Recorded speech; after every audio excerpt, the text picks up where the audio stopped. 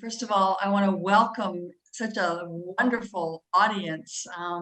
My name is Shannon McDonald, and I am the Executive Director here at Stagebridge. And for those of you who may not be familiar with Stagebridge, we are the nation's oldest performing arts organization for older adults.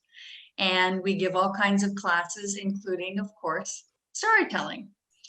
And I definitely want to give thanks to our planning committee who worked so hard to put this event together. In particular, Eleanor Clement Glass, who came up with this whole idea in response to the wave of anti-Asian and API hatred that this country is going through right now. And it's our hope that something really beautiful can come out of it. So I want to thank you. And of course, I want to thank our incredible partners, Asian American Storytellers in Unity. Wow, thank you for your generosity in telling your stories. This is an important event, and it's an important day. As a matter of fact, President Biden today signed the COVID-19 Anti-Hate Act into law today. So, you know, politicians and legislators are taking notice, and they are realizing that things have to be done. As a matter of fact, we have a couple of videos from a couple of local legislators that we'd like to share with you their good wishes and their support of this event. Hi, I'm California State Senator Dave Cortsee, and I want to thank Shannon McDonald of Stagebridge for inviting me to participate in this event. The incidents of the discrimination and acts of hate which have escalated against Asian Americans and Pacific Islanders this past year are a reminder of how prevalent discrimination is in our society, and a reminder of how much work we have yet to do to combat discrimination and inequality. Thank you to Stagebridge for coordinating this storytelling event to support the AAPI community by promoting cross-cultural understanding. Our stories help us to understand one another. Our stories connect us to one another. Our stories are our history. In the words of James Baldwin, American writer and activist, if you don't know what happened behind you, you've no idea what is happening around you. Finally, I'd like to thank the storytellers here today for their willingness and courage to share their own stories with all of us. Thank you.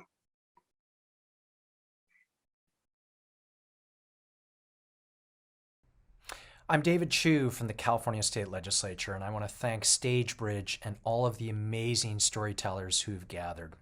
If more folks from our community had told their stories about the Chinese Exclusion Act, or the Japanese American experience in World War II internment camps, or the murder of Vincent Chin, or the persecution of Muslims after 9/11, maybe Atlanta might have turned out differently. Maybe we wouldn't have learned about over 6,600 incidents of anti-Asian hate since the beginning of this pandemic. Maybe racism and discrimination and bigotry would have been diminished. I want to thank you for your stories, for your voices, and for speaking truth when it's hard, as well as for speaking in unity, because united we will prevail during these dark days. I look forward to hearing your stories.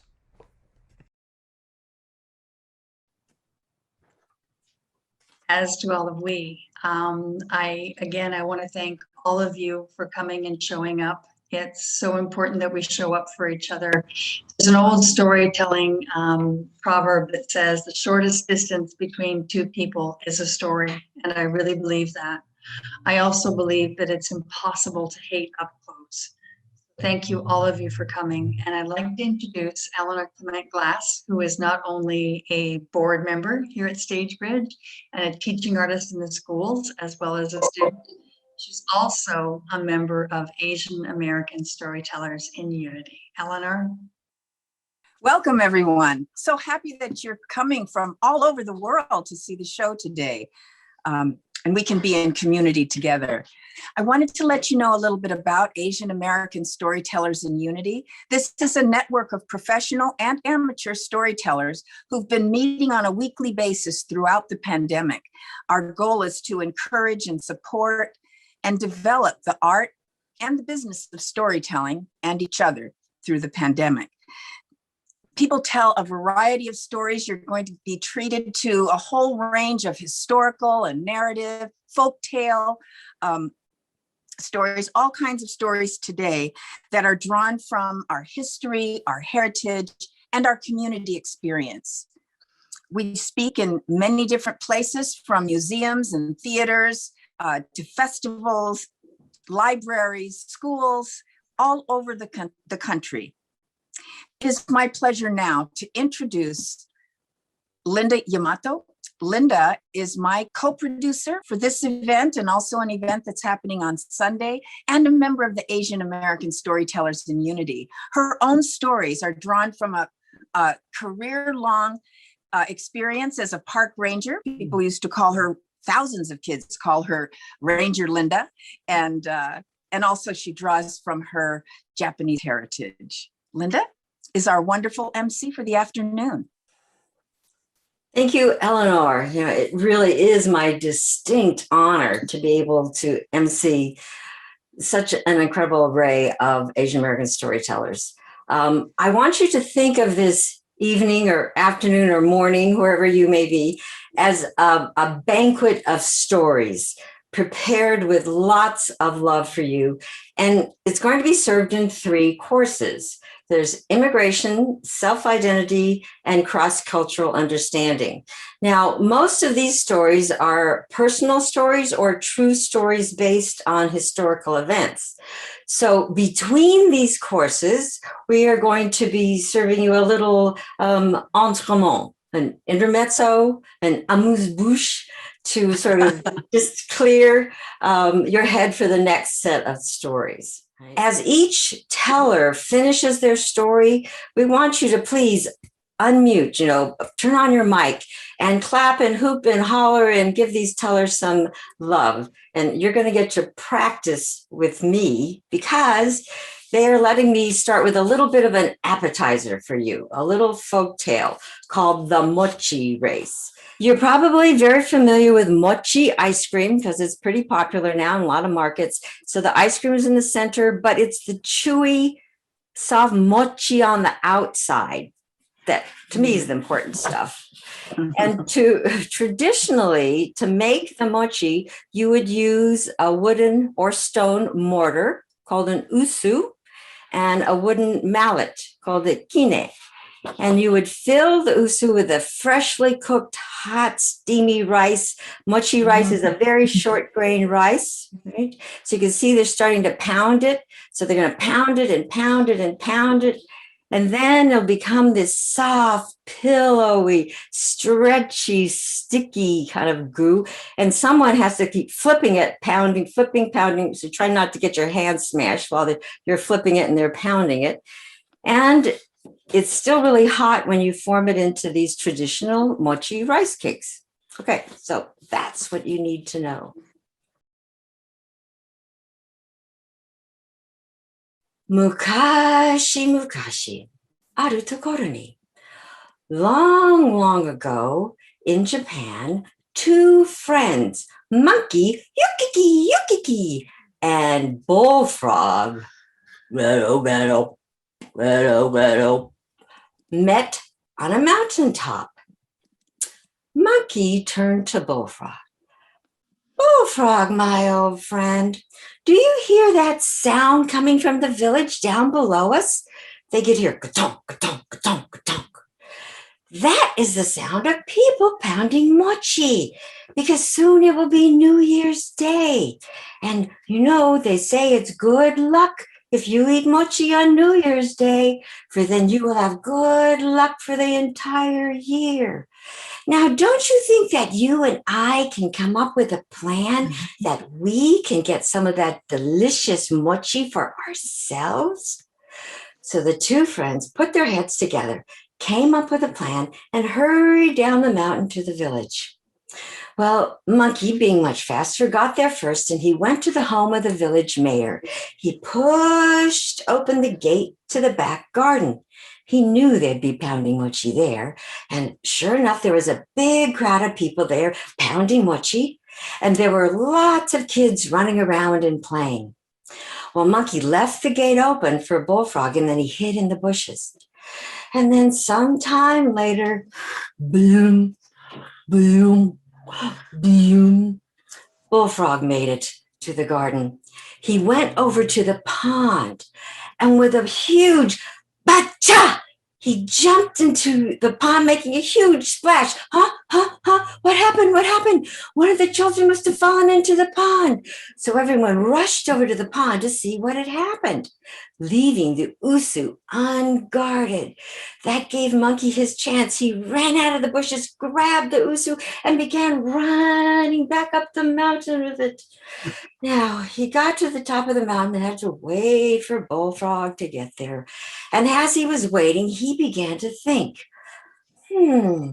why should I share any of this delicious mochi with Bullfrog? I did all the work. I carried this heavy usu back up the mountain. So by the time Bullfrog arrived, Bullfrog, my old friend, instead of us trying to divide this sticky mochi into two, why don't we have a race? We'll roll the usu back down the mountain and we'll run after it. And the first one to catch it can eat as much mochi as they want. Now, Bullfrog knew very well he was much slower than Monkey, but he was also very clever, so he agreed. And when Monkey wasn't watching, Bullfrog spat some water into the usu, and then with his feet he kind of mushed it around. This made the mochi far less sticky than before. And then Ichi, Ni, San, they pushed the usu down, and tumbling and rolling down the mountain. Yukiki, Monkey was chasing after it, and poor Bullfrog, boom, boom, boom, far behind. But all that tumbling caused the mochi to be flung out of the usu into the bushes. Monkey didn't even notice. He was so intent on chasing this usu. But Bullfrog noticed, and he hopped right over to the mochi. And with his long tongue,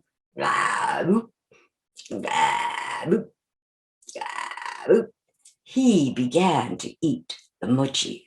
In the meantime, by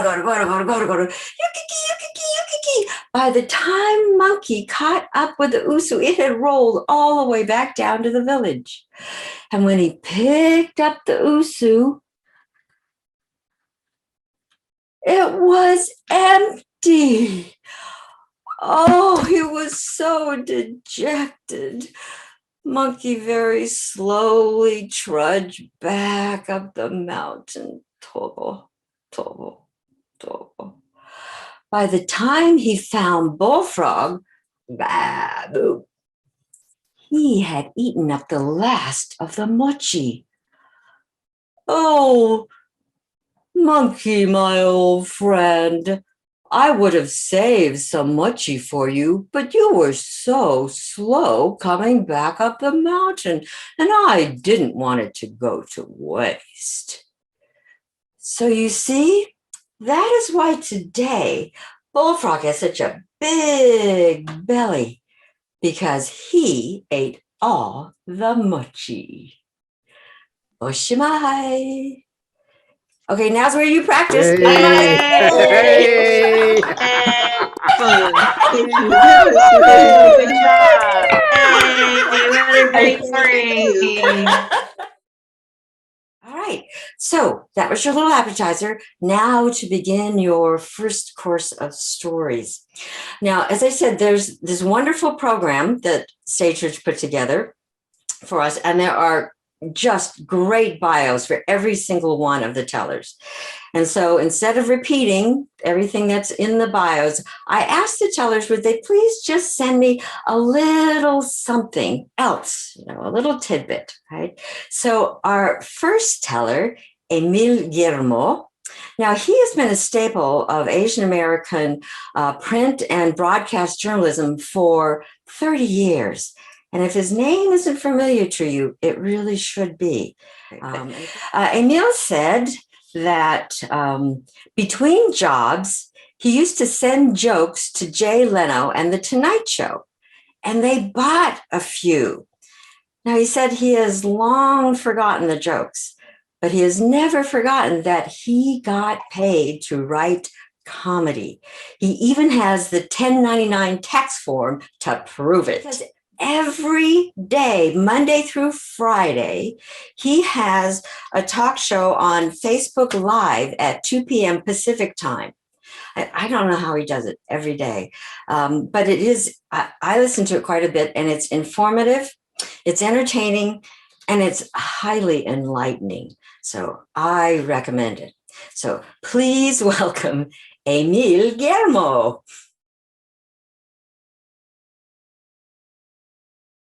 Thank you, Linda. Thank you. San Francisco, 1962, the year the Giants won the pennant, and everyone had transistor radios growing out of their heads, listening to the game. Me, I listened so I could speak good English. Top of the first, no runs, no hits, no errors, Giants coming to bat. That's what I do, play-by-play of life in my head. Hi, sports fans. I'm 7 years old, standing at the top of the steps of Edison School, looking down on my father because everyone else did. He was a Filipino. Me, I was an American, born here. I always sounded this way. Immigrant? Not unless you say moving from San Francisco's Fillmore to the Mission District is immigration. That's not immigration. They didn't ask me for a visa on Mission Street. Edison School was so cool. Elementary, mostly white, all white, counting me. And my dad is at the bottom of the steps waiting for me. We just moved there, right, from the Fillmore. So he was going to walk me home. But he's dressed, well, he's dressed like he just came to America, like he did in 1928. 1928. My God. It's 1962. Kennedy is president. JFK. Yeah, you know. Ask not what your country can do for you. Ask what you can do for your country. I did a mean white voice back then. Even my mom and dad liked that. They'd say, "Oh, talk like Kennedy. Talk like Kennedy." Okay. Oh, that's my white man. That's my white man. They were proud of my white voice then. But there's my dad at school with the fedora and an overcoat and over his worn double-breasted suit. He only had one, but he wore it all the time. He was the overcoat. And my friends came up to me, "Emil, are you in trouble? Because there's a guy who looks like he's one of the G-men in that show, The Untouchables." Yeah, that's right. Filipino Elliot Ness, yeah, or Gangster. Oh, or just my dad. He's my dad. That's my dad. He only dresses like Al Capone. He's more like Al Capone's driver. But we don't have a car. We take the muni bus everywhere, or walked everywhere. I walked down the steps to greet my dad, and there he was with that accent. "Oh, Sonny boy, Sonny boy." Yeah, Dad. I love you too. Yeah, go ahead. Go on. I let him walk ahead of me. I was ashamed of my dad. I was 7. I had issues with my father. I mean, he was Filipino, right? Filipino. He dressed wrong. He had the fedora, but mostly he was just old. I'm in 2nd grade. I'm already an ageist. My father was 50 years older than me. I know by today's standards. I mean, it's not as bad as, say, Mick Jagger, who fathers a kid when he's 73, but my dad isn't Mick Jagger. Mick Jagger had a cocky walk, and my father, a Filipino, had an actual fighting cock. Not the same thing. That 50-year gap defined our lives. I was going to father-son events alone. I was the Pop Warner MVP when I was 12. A Filipino football star, me, a pullback. But I held the trophy alone. My dad, I think he was at the racetrack. He would have been to my games, I'm sure, if he could bet on them. In high school, I went to Lowell, the Harvard of public high schools. I remember applying to Harvard, the JFK Harvard. Springtime, the acceptances were being mailed, and there's this big letter from Harvard on the kitchen table, and it looks like a diploma, and I didn't even say yes yet. But my dad is at the table too. Oh, what's that letter, boy? Harvard. I got in. Oh, that's my boy, the long shot boy. That's a good thing. He lifts his head. He lifts his head from the racing form. He likes that long shots. He was trying to pick a winner, and I was standing right in front of him. I'm going east, I tell him. I'm not going to go to San Francisco State. I'm going east. Just like my father did in 1928 from the Philippines. He went east, only he stopped in San Francisco. He never went east of Reno. I guess I'm continuing your journey, Dad. I got to Harvard. It wasn't the greatest. I was in the same class as that guy, Bill Gates, the guy with all the money and that bad affair. Yeah, he dropped out. I graduated. So I guess I showed him. I didn't really do all that much at Harvard, but I did get on the humor magazine, The Lampoon, freshman year. But I paid a price. They made me carry a pineapple around Harvard Yard. I couldn't park my car in Harvard Yard, but I could carry a pineapple from my dorm to my classes. I wasn't smart enough to be humiliated. The best thing I did at Harvard was I took a course in Asian history. Most people studied China and Japan, and I wanted to study the Philippines and the US.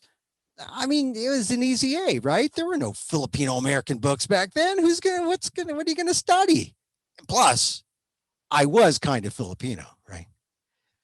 I had to go deep in the stacks at Widener Library, and there I found it all. Filipino scholars who'd studied at Harvard in the 30s and the 40s. I found these theses. It was all there.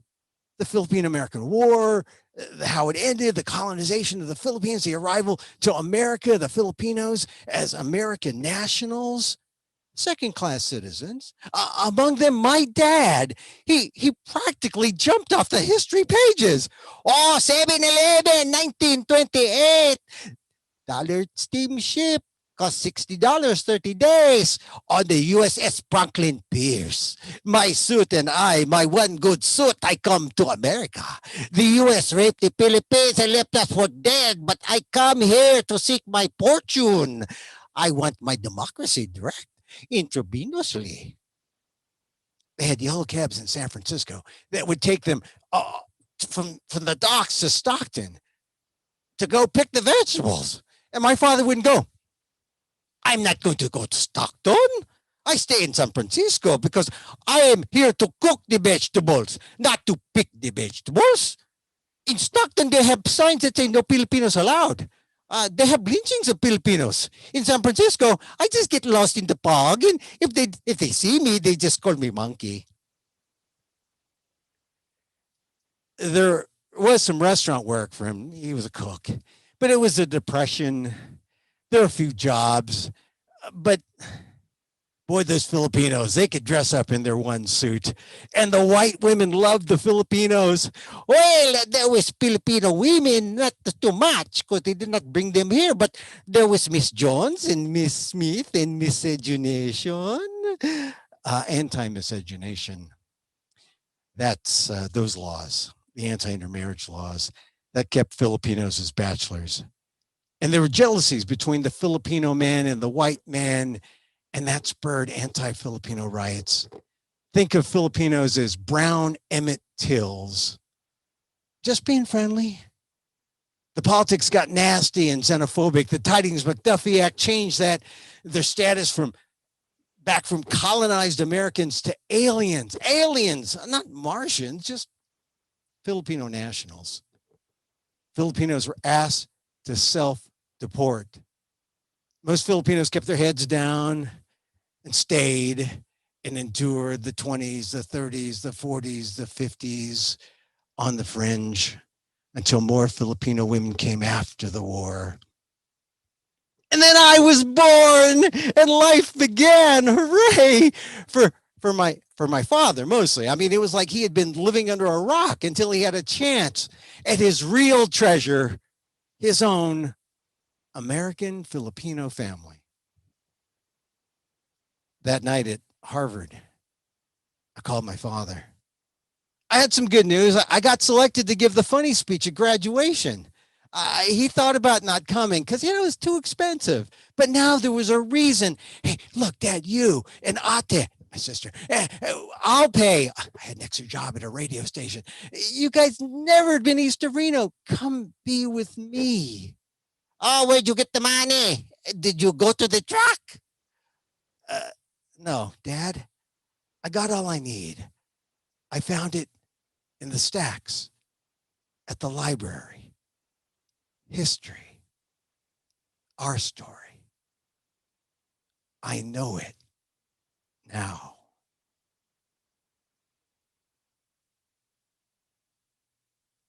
Thank you very much.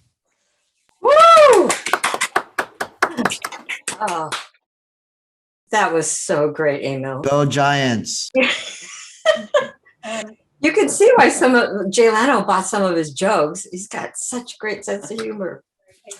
And No way. No way. Giants? Are you kidding? okay, time to mute the audience. That's right.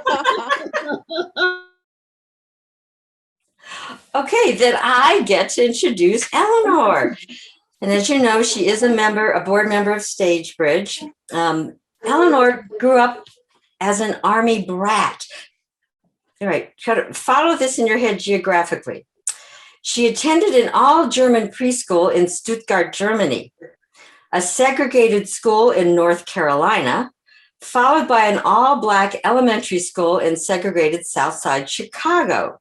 She attended middle school at International School Bangkok in Thailand, and then started high school in Leavenworth, Kansas, where she says Black and white students were adversaries. Finally, she graduated from the nearly all-white Terra Linda High School in Marin County. Pretty amazing. Please welcome Eleanor Clement Glass.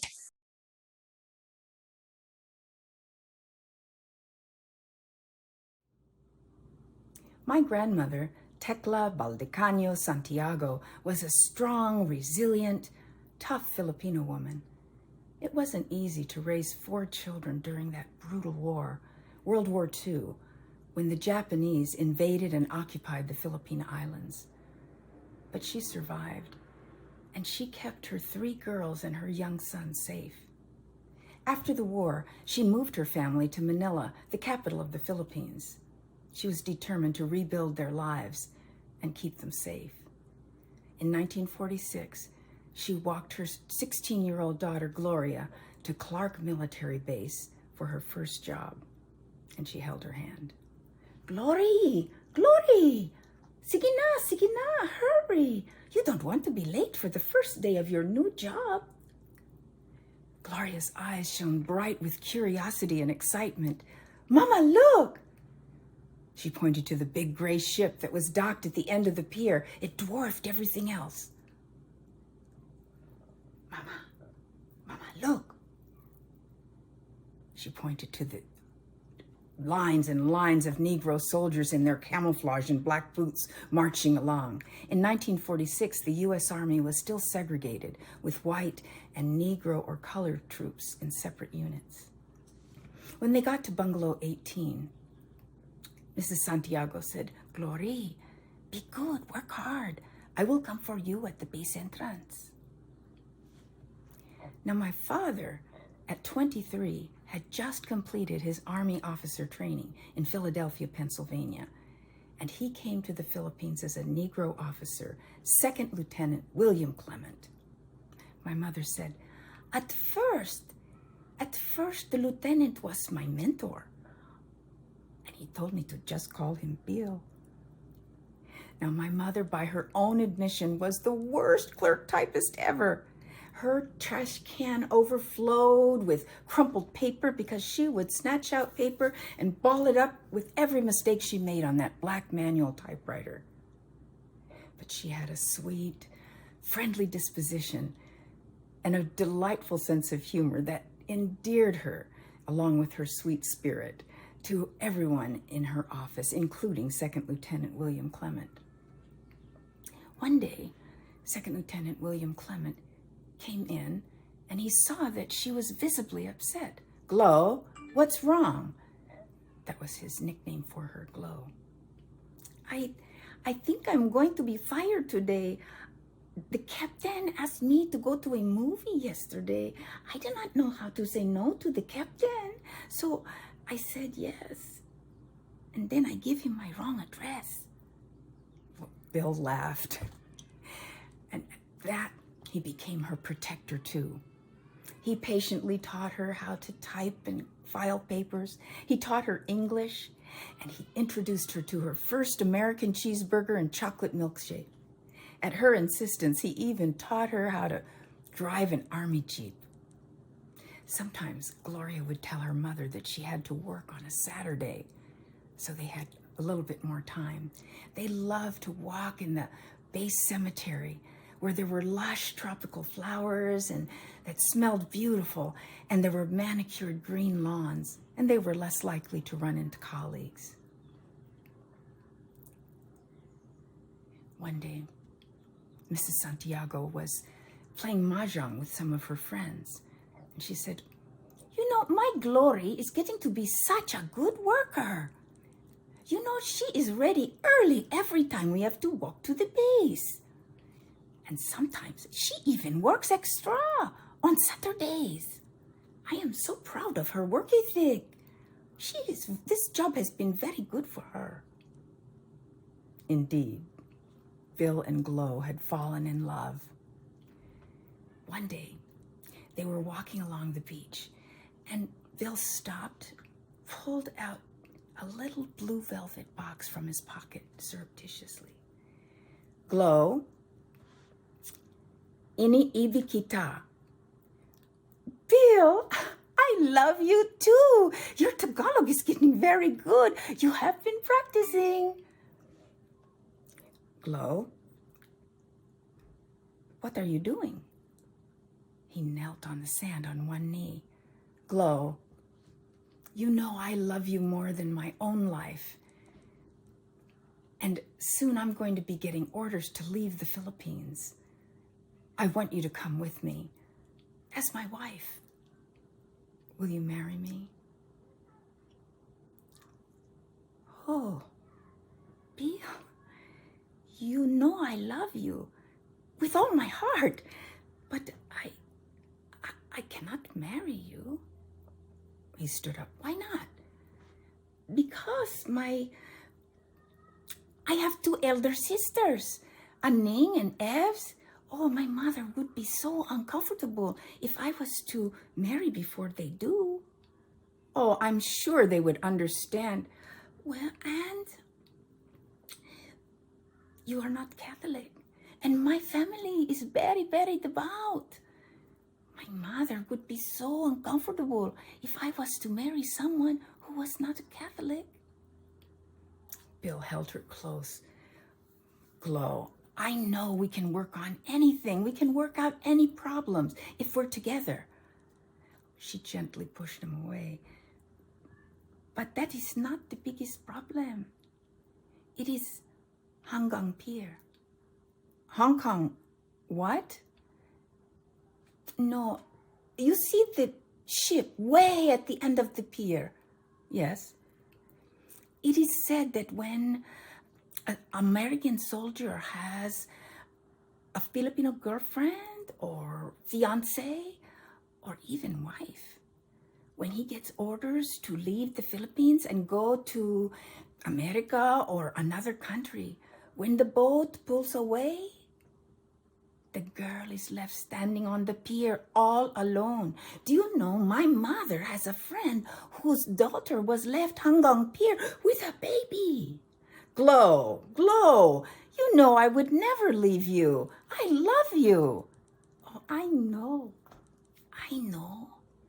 But my mother believes that no American soldier will keep his promise. Well, they talked, and eventually they decided to be secretly engaged.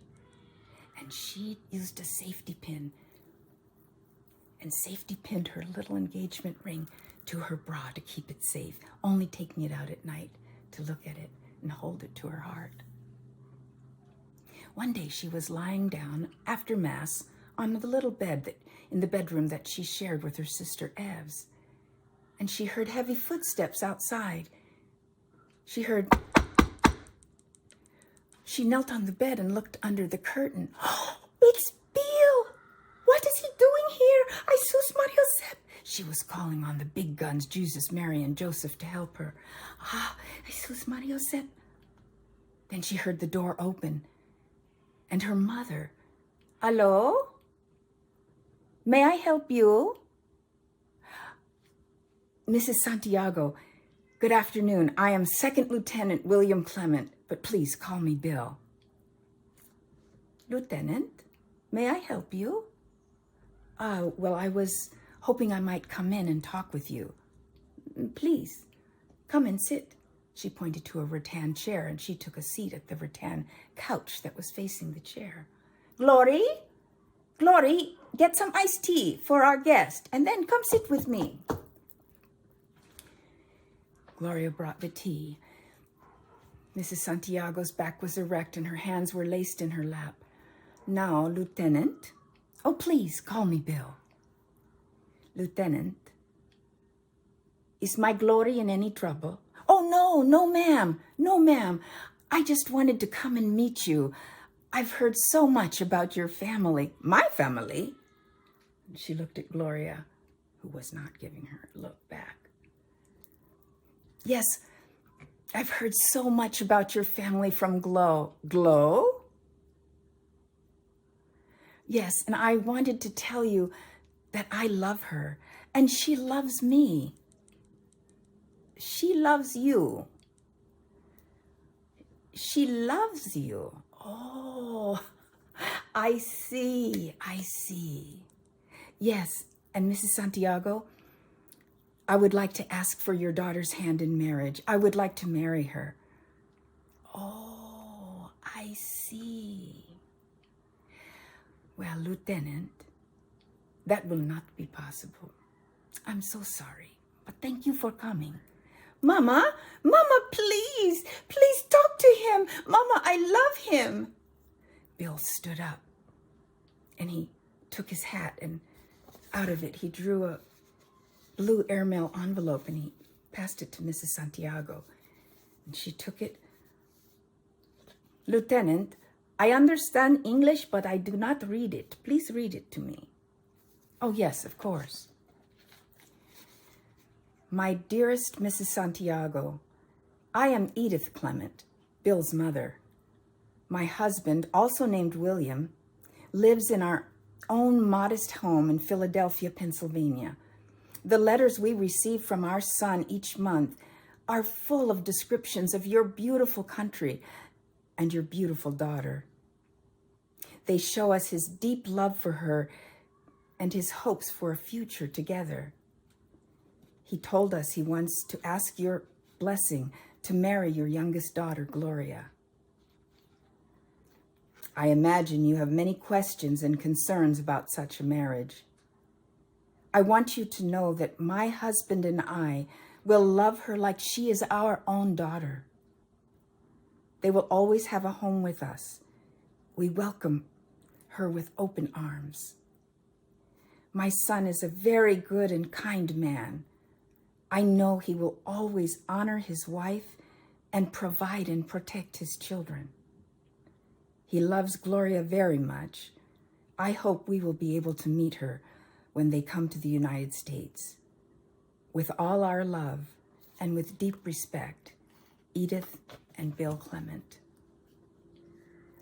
Without a word, Mrs. Santiago reached for the letter, and she went back to her bedroom and closed the door. Days passed. Weeks dragged on, not a word from Mrs. Santiago about Bill's marriage proposal. But eventually, she relented. But she insisted that they go to the 6-week training with her Catholic priest, and Bill had to sign a contract that he would raise any and all children in the Catholic Church. Well, finally, on April 29th, 1947, Bill and Glo were married, and Gloria became a war bride. Now, soon after that, Bill got orders to go to Japan. Can you imagine? Mrs. Santiago had to reach into her faith, deep courage, and what love she must have had to let her youngest daughter, still a teenager, marry an American soldier who was not even Catholic and go to the land of their enemies. Well, they did get on that big ship, and they played with such joy. My mother said that the first year, their newlywed year in Japan, was one of the most idyllic in their entire 42-year marriage. They lived on the Nagaro River, and cormorants migrated there every spring. The Japanese neighbor women and the Negro officers' wives befriended Glo, and they taught her how to cook and to play bridge. Bill and Gloria traveled the whole world together. They had 2 boys and 2 girls. I'm the eldest. And they lived happily ever after. Thank you. Great job. Hey. Okay. Our next teller is one of the many nationally renowned tellers that we have with us this evening. We are so fortunate to have such a wonderful lineup. Now, Anne Shimojima lives in Chicago, Illinois. And when I asked her to send me a little something about herself, she said, Anne has played 4 musical instruments in her life. Now, 2 you'd probably guess, piano and flute, and she includes piccolo, but then guitar and bluegrass banjo. So when I heard that, I said, I had to write back, what? So Anne said, yes, you wouldn't look at me and think that I once could play bluegrass banjo. And then she adds, not well, mind you. Well, something she does extremely well is to share her stories of her family. So please welcome Anne Shimojima.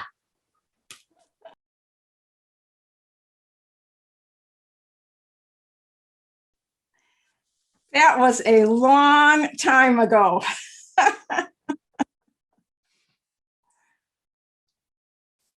My family had a secret, something they never talked about. My family didn't tell stories about the past, what it was like to come to the United States from Japan, about the years before or during World War II, what it was like to be locked up in an incarceration camp behind barbed wire, even though you had done nothing wrong. I certainly never learned about the camps in school. It wasn't until I was in my 50s that I even started to ask the questions. About 15 years ago, I worked on a family history project, and I got the idea of making a photo book, photographs of the Shimojima family. So I started asking my relatives for pictures.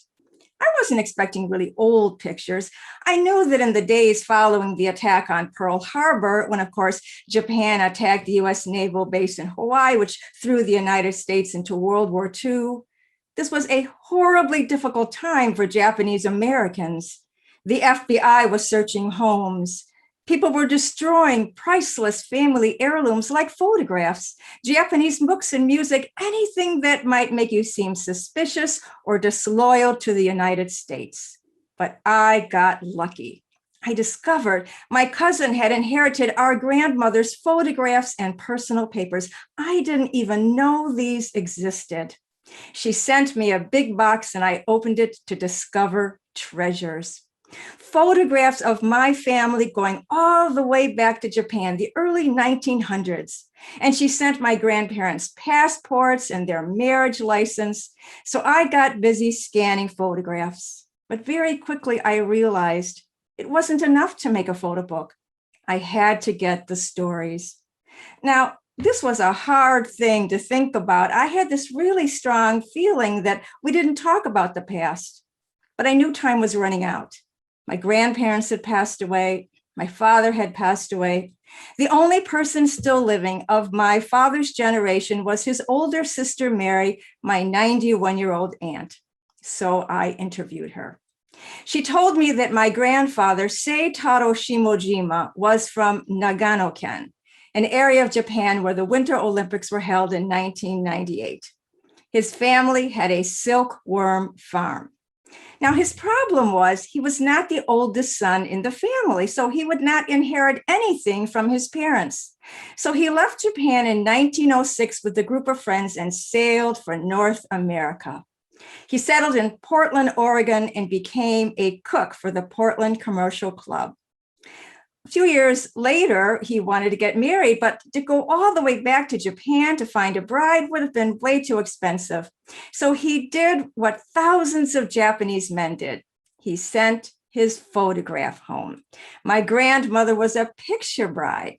She left her home, her family, her friends, everything that she knew to travel halfway around the world to a different country where they didn't speak her language to marry a man she had never met in person. She had only seen his photograph. This seemed pretty unbelievable to me, but then I saw an early photograph of my grandfather and discovered he was quite handsome. So I guess it worked. After 4 children and a lot of hard work, my grandparents had a successful grocery store in Portland. Life was good. It seemed that everything would be fine. And then on a Sunday morning in December, everything changed. The bombing of Pearl Harbor threw the Japanese American community into fear and confusion. My grandmother thought they would be sent back to Japan. My grandfather began selling down the inventory in the store because he knew bad times were coming. Soon, wartime hysteria and racial prejudice totally took over, and the rumors started flying. Japanese Americans would become spies for Japan. They would commit sabotage, like Japanese farmers in Hawaii had planted their crops in the shape of giant arrows pointing to Pearl Harbor so the Japanese planes flying overhead would know where to go. Or Japanese fishermen in the harbor were secretly officers of the Emperor's Navy. They were going to blow up dams and bridges and poison the water. All of these rumors were false, of course, but too many Americans were only too ready to believe them. On February 19th, 1942, President Franklin D. Roosevelt signed Executive Order 9066. Now, this declared the western part of the United States, the western part of Washington, Oregon, California, and the southern part of Arizona to be a military zone. And the US government had the authority to move anyone it wanted out of this zone. Japanese Americans were not specifically mentioned, but they were the target. Because of this order, over 120,000 Japanese Americans were imprisoned behind barbed wire. 2/3 of them were American citizens. They had broken no law. They had not been charged or convicted of any crime. Now, my father was living in Hawaii and working, so it was my grandparents and the other 3 kids who were young adults in their 20s who had to report to an assembly center. The Portland Japanese were put into the Portland International Exposition Center. This was a place that held livestock, and there my family lived in a horse stall. It was one stall per family, stalls that had barely been cleaned. People today remember the smell of horses and manure, the bodies of insects slapped on the wall beneath layers of hastily applied paint. They spent the summer there. Then they were moved to the permanent camp, Tule Lake in California. Tule Lake was one of 10 incarceration camps created by the government. And what did they see when they got there? Long wooden buildings built in such a hurry. They had to use green and unseasoned wood, which dried and shrank, leaving large cracks in the walls. The barracks were covered with tar paper, no insulation against the bitter cold of winter or the 100+ degree heat of summer. Each building was 20 by 100 feet. Each was divided into 4 apartments. Each apartment was one room of 20 by 25 feet. Each room held one family. There were 13 or 14 barracks in a block. Each block had a dining hall and buildings for showers, toilets, laundry, ironing, and there was a recreation building. My aunt remembers they lived in block 4. She remembers all they were given were cots, bags to stuff with straw for mattresses, and there was a pot-bellied stove. No other furniture. If you wanted any other furniture, you had to build it yourself out of scrap wood. She remembers long lines for meals, lines for showers, lines for toilets. She remembers the dust that blew in on the dust storms, the dust over everything everywhere, the dust they could never get rid of, no matter how hard they tried. She remembers barbed wire. She remembers the searchlights that swept the camp at night. She remembers the guard towers with the guards holding guns that pointed in, not out. Well, they tried to set up as normal a life as they could. There were schools, churches, stores, clinics, clubs, and sports teams. The people planted gardens and helped to raise food. They also worked various jobs, but there was a lot of disease, typhoid, tuberculosis, dysentery, and family life and structure suffered. My grandfather was no longer the head of the family, the breadwinner, the authority figure. And then there was the loyalty questionnaire. Every adult had to answer it. 2 questions became the focus of controversy. Question 27 asked men if they would go fight in the war, risk their lives for a country that had thrown their families behind barbed wire and denied them their constitutional rights. And question 28 was really hard for my grandparents, asking them to cut all ties with Japan and declare loyalty to the United States. But my grandparents were not allowed to become US citizens. If they answered yes, loyal, they would become stateless, people without a country. Well, everyone in my family answered yes to the questions. The kids got out of camp after a year and a half. My grandparents were moved out of Tule Lake to another camp, Minidoka, in Idaho. They stayed there until the camp closed in 1945. As the people left, each was given $25 and a train ticket. $25 for 3 years of imprisonment, lost homes, lost businesses, and a lost way of life.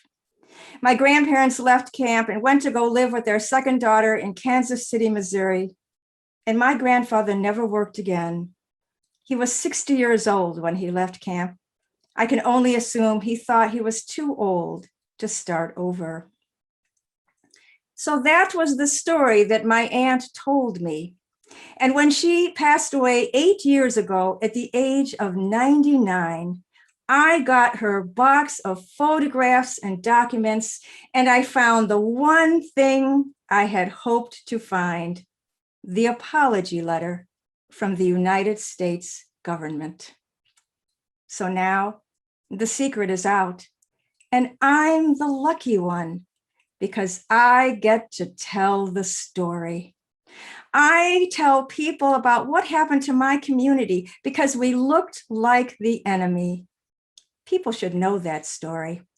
And I tell people about the all-Japanese American unit, the 100th Battalion, 442nd Regimental Combat Team that fought for the United States in the war. They fought with such courage they became the most highly decorated unit in the history of the United States military.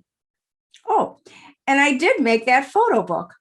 I've now scanned over 700 photos from my family's 5 generations, and I made a photo book that went from our days in Japan to my generation's high school days.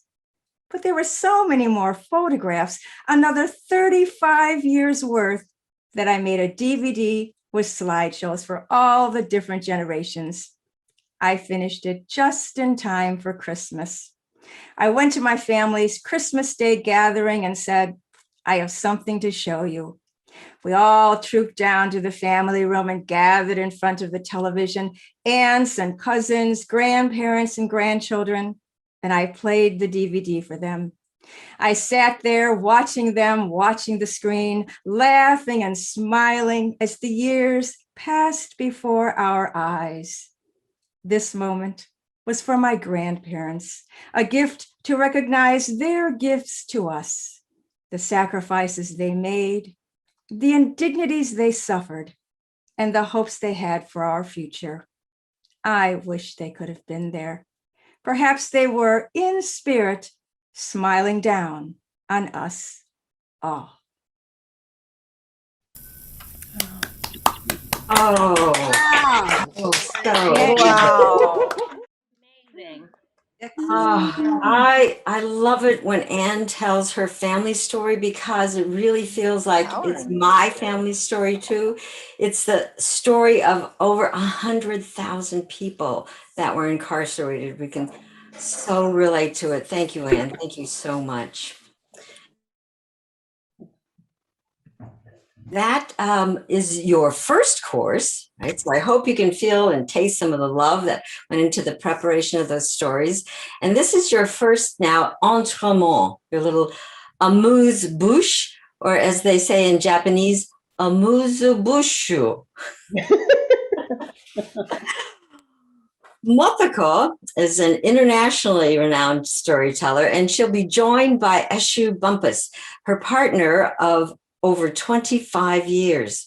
Motoko says she first became a storyteller just to get close to Eshu. I can believe that. She asked me to share with you her favorite quote from Pablo Picasso. The meaning of life is to find your gift. The purpose in life is to give it away. I can't wait to hear what they're going to be giving us this evening. Please welcome Motoko and Eshu.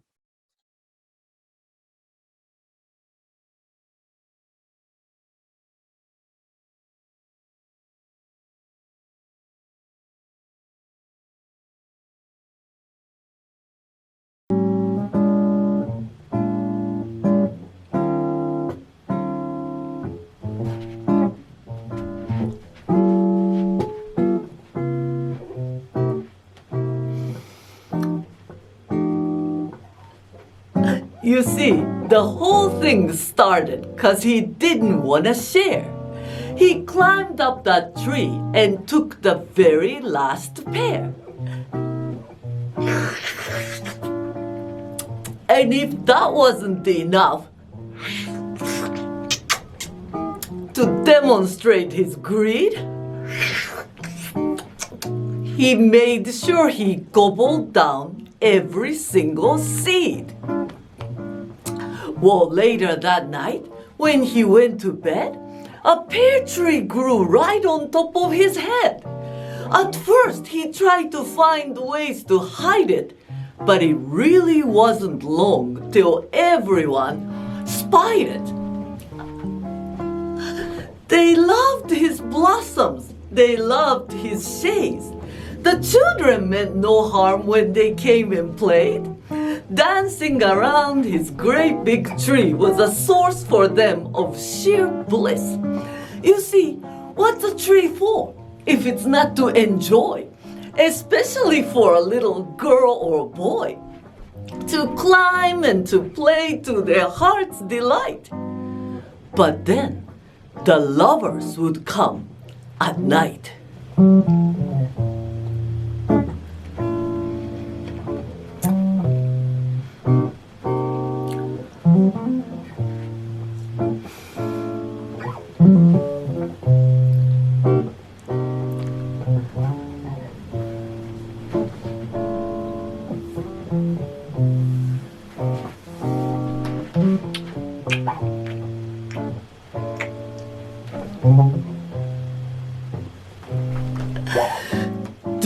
During the day, the constant din was enough to make the man's head spin.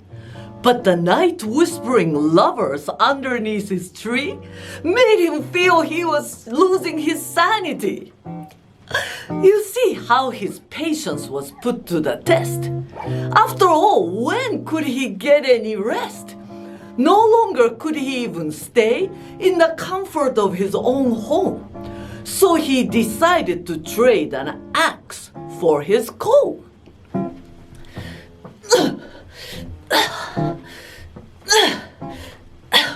And although it took him many hours of chopping, he worked at it all night without stopping.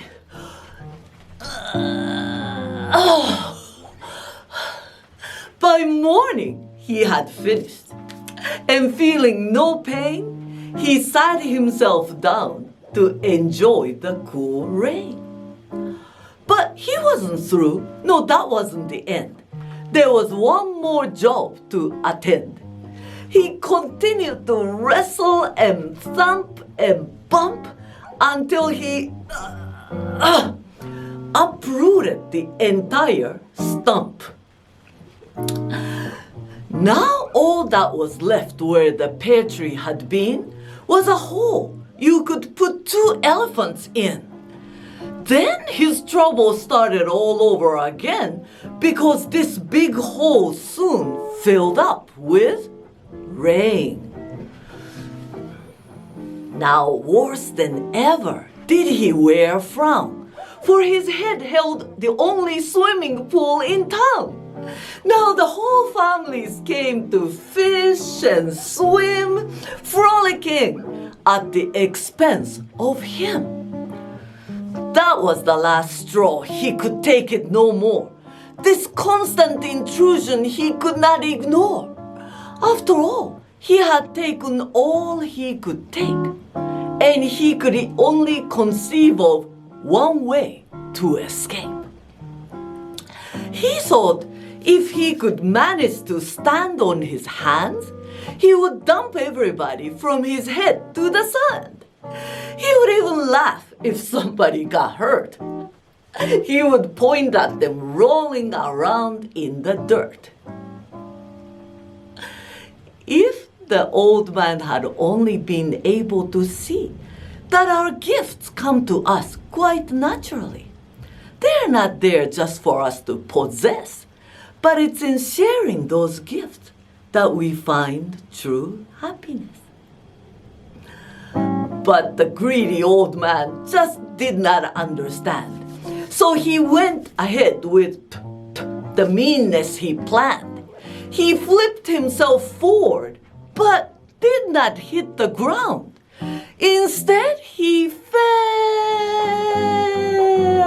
splash right into that lake on his head, and he drowned.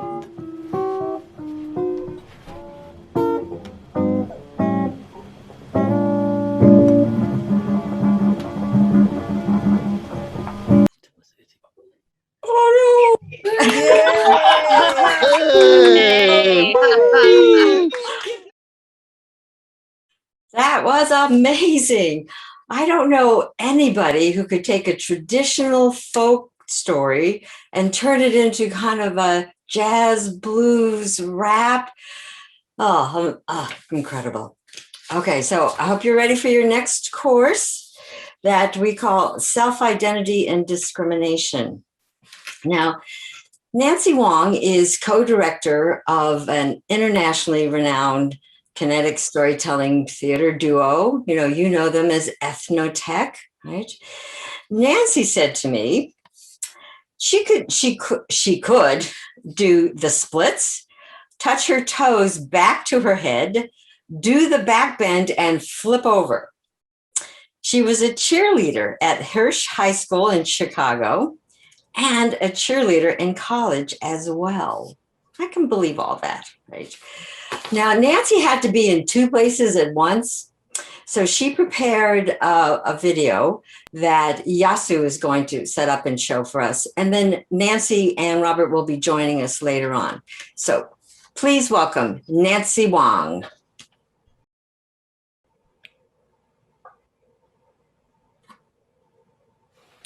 I am a Southern belle. What? I don't look like one? Well, let me tell you, I am, because I was born in New Orleans, Louisiana. And as you can hear, I can quickly put on a Southern accent. And if you don't believe me, I even remember my address, 4420 Fontainebleau Drive, New Orleans, Louisiana. I am a Southern belle. I remember savoring the French beignet donuts on Sunday mornings in the French Quarter when I went to Sunday school with my red-headed friend Tommy Lou Fisher and her family. Her mother always smelled like a flower.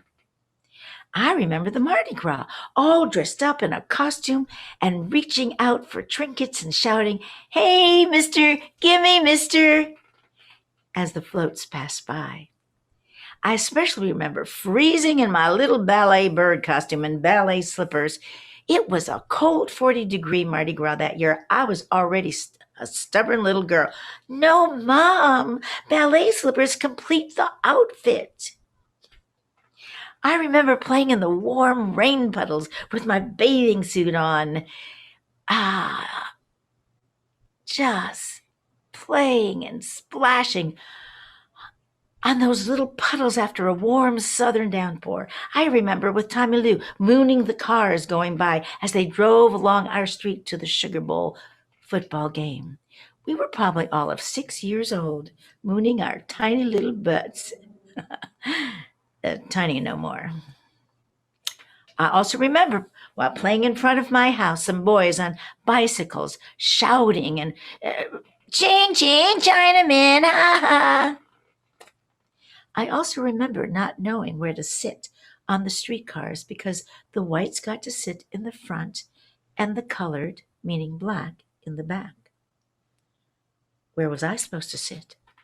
And what about the public water fountains and public restrooms when we went shopping downtown? The sign said whites only or colored.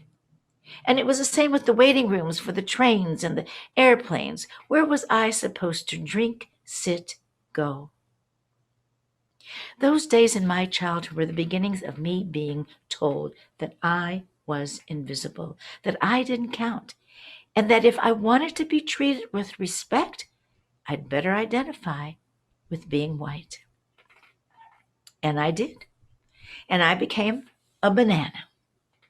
Now, a banana is what we call an Asian who is yellow on the outside, white on the inside. I became a banana, doing my best to hide who I was, and therefore the struggling with my identity began in earnest. I began to deny who I was. When I was out and about, I thought, yeah, I certainly feel as white as y'all. Must be true then. But if I accidentally caught a reflection of myself in a store window, I was actually surprised to see that I didn't look white. Now that is crazy. Yet the first time I went to China to find my roots at the old age of 37, I was on a bus with my dad's family, and the wife of one of my uncles wanted to know that if I was the American relative, why didn't I have blonde hair and blue eyes? Is that crazy? This invisibility doesn't just live here in America. It is exported around the world through movies, magazines, commercials, and advertising from an America that says, "Who is American?" Even politicians, when talking about diversity, will mention black and white, sometimes brown, but rarely yellow or red. Strange coloring system, I know, but still we have been made invisible. This denying of my own ethnicity is only because America does. Many of us have heard these words, "I don't see you as Chinese, you're one of us," meaning white. I don't want to be the other white. I denied being Chinese long enough. I won't go along being invisible as me anymore. Well, actually, we as an ethnic group in America have been very visible when it comes to racist violence. Since the day we came to this country for gold mining in 1848, there have been lynchings, murder by guns, our villages burned down, theft, driving out whole Chinese communities and put on a barge or a train to who knows where. All sanctioned and participated in by politicians, sheriffs, editors of newspapers. There have been laws passed against us, just us. For example, the miners' tax in California was applied only to Chinese miners. Chinese were not allowed to testify in court against a white person. My family on my mother's side started the fishing industry in the Monterey Bay Area in 1850. One of the laws Monterey eventually passed was no fishing allowed for Chinese during the day. Chinese women immigrating here had to prove they were first, before anything, not prostitutes. And of course, there was the only ever passed immigration law against one ethnic group, the Chinese Exclusion Act, in 1882, that lasted for 61 years. 1943, that's when it ended. And the Chinese were not allowed to vote, own property, even if born in the United States, or become naturalized citizens for almost 100 years since we arrived here. There is a book, Driven Out, that lists all the laws made against the Chinese. A whole book. Once while I was riding on a ski lift above the mountain in Tahoe, I heard voices calling out. I looked around and I saw a group of men, young men, who worked at the ski resort. They were shouting something to me and I shouted back, "What?" They repeated it. I still didn't understand, so I shouted back, "What?" And then I heard them. "Do you have a slanted cunt?" Ha! I wish I had continued, not hearing them. We are once again very visible as victims of racist hate. Horrible violence against our elders, against women, knifings and slashings, acid in faces pushed down to the cement, onto the rails of the subway, all unprovoked by cowards. But this time it is different. We are making our voices heard. This time we are making our faces visible. In a way, we've been waiting for this moment since 1848, to be heard and seen in a powerful way and with empathic allies. Marches and rallies, organizations publishing statements against the hate and of support for our Asian communities, including President Biden publicly stating his abhorrence of the violence against Asians. He has earmarked monies at the federal level to support organizations fighting for our safety. Congress is passing a law making hate crimes against Asians illegal. Asians have been extraordinary citizens of this country. We have not been a destructive force in this country whatsoever. Even when we are violated, we do not take revenge.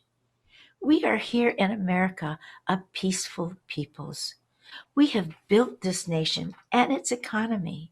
We have contributed as artists, social workers, teachers, lawyers, scientists, librarians, administrators, workers. We will no longer be invisible when we declare our visibility on our own terms. Many of you are here are our allies. And I thank you for being here today, seeing me, hearing me, and most importantly, listening with your heart. With your help, we will not be the invisible minority or the silent minority anymore.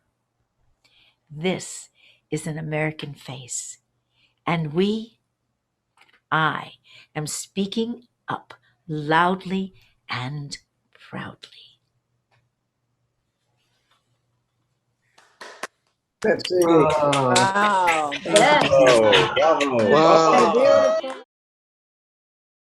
Really, really powerful story. And we'll get to show Nancy some of this love when she joins us a little later as well. I have to mention this at this point. Maybe you saw the study that was just released yesterday. It said that 42%, almost half of the American public, could not name one single well-known Asian American. I mean, they don't know that our vice president is Asian American, or maybe they just don't remember. I don't know. It was shocking to me. The number one person noted, for those that could note anyone, was Jackie Chan, and he lives in Hong Kong. The second person was Bruce Lee. Now, he was born in San Francisco, but he died almost 50 years ago. So I think, we need to get our voices and our faces out there more. And someone who is really helping to do that is our next teller, MJ Kang. She is an incredibly accomplished playwright, actor, and storyteller. She was born in Seoul, Korea, and immigrated with her family to Toronto, Canada when she was 2. She now lives in Southern California with her family. Just this month, she received commissions to produce new works for the Shotgun Players Theater Company in Berkeley and the Silicon Valley Shakespeare. She was also awarded a scholarship from the Hollywood Fringe Festival to produce and perform her new solo show, The Winner, this coming August. Her improv group, I love this, Killer Kimchi, will be performing during the Twin Cities Horror Festival this October. Now, she didn't tell me this, but I found this out. MJ, her husband, and their daughter all qualified for their black belts in Taekwondo at the same time. What a remarkable family. Please welcome MJ Kang.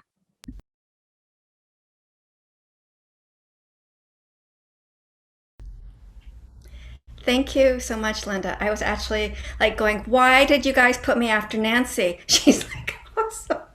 So,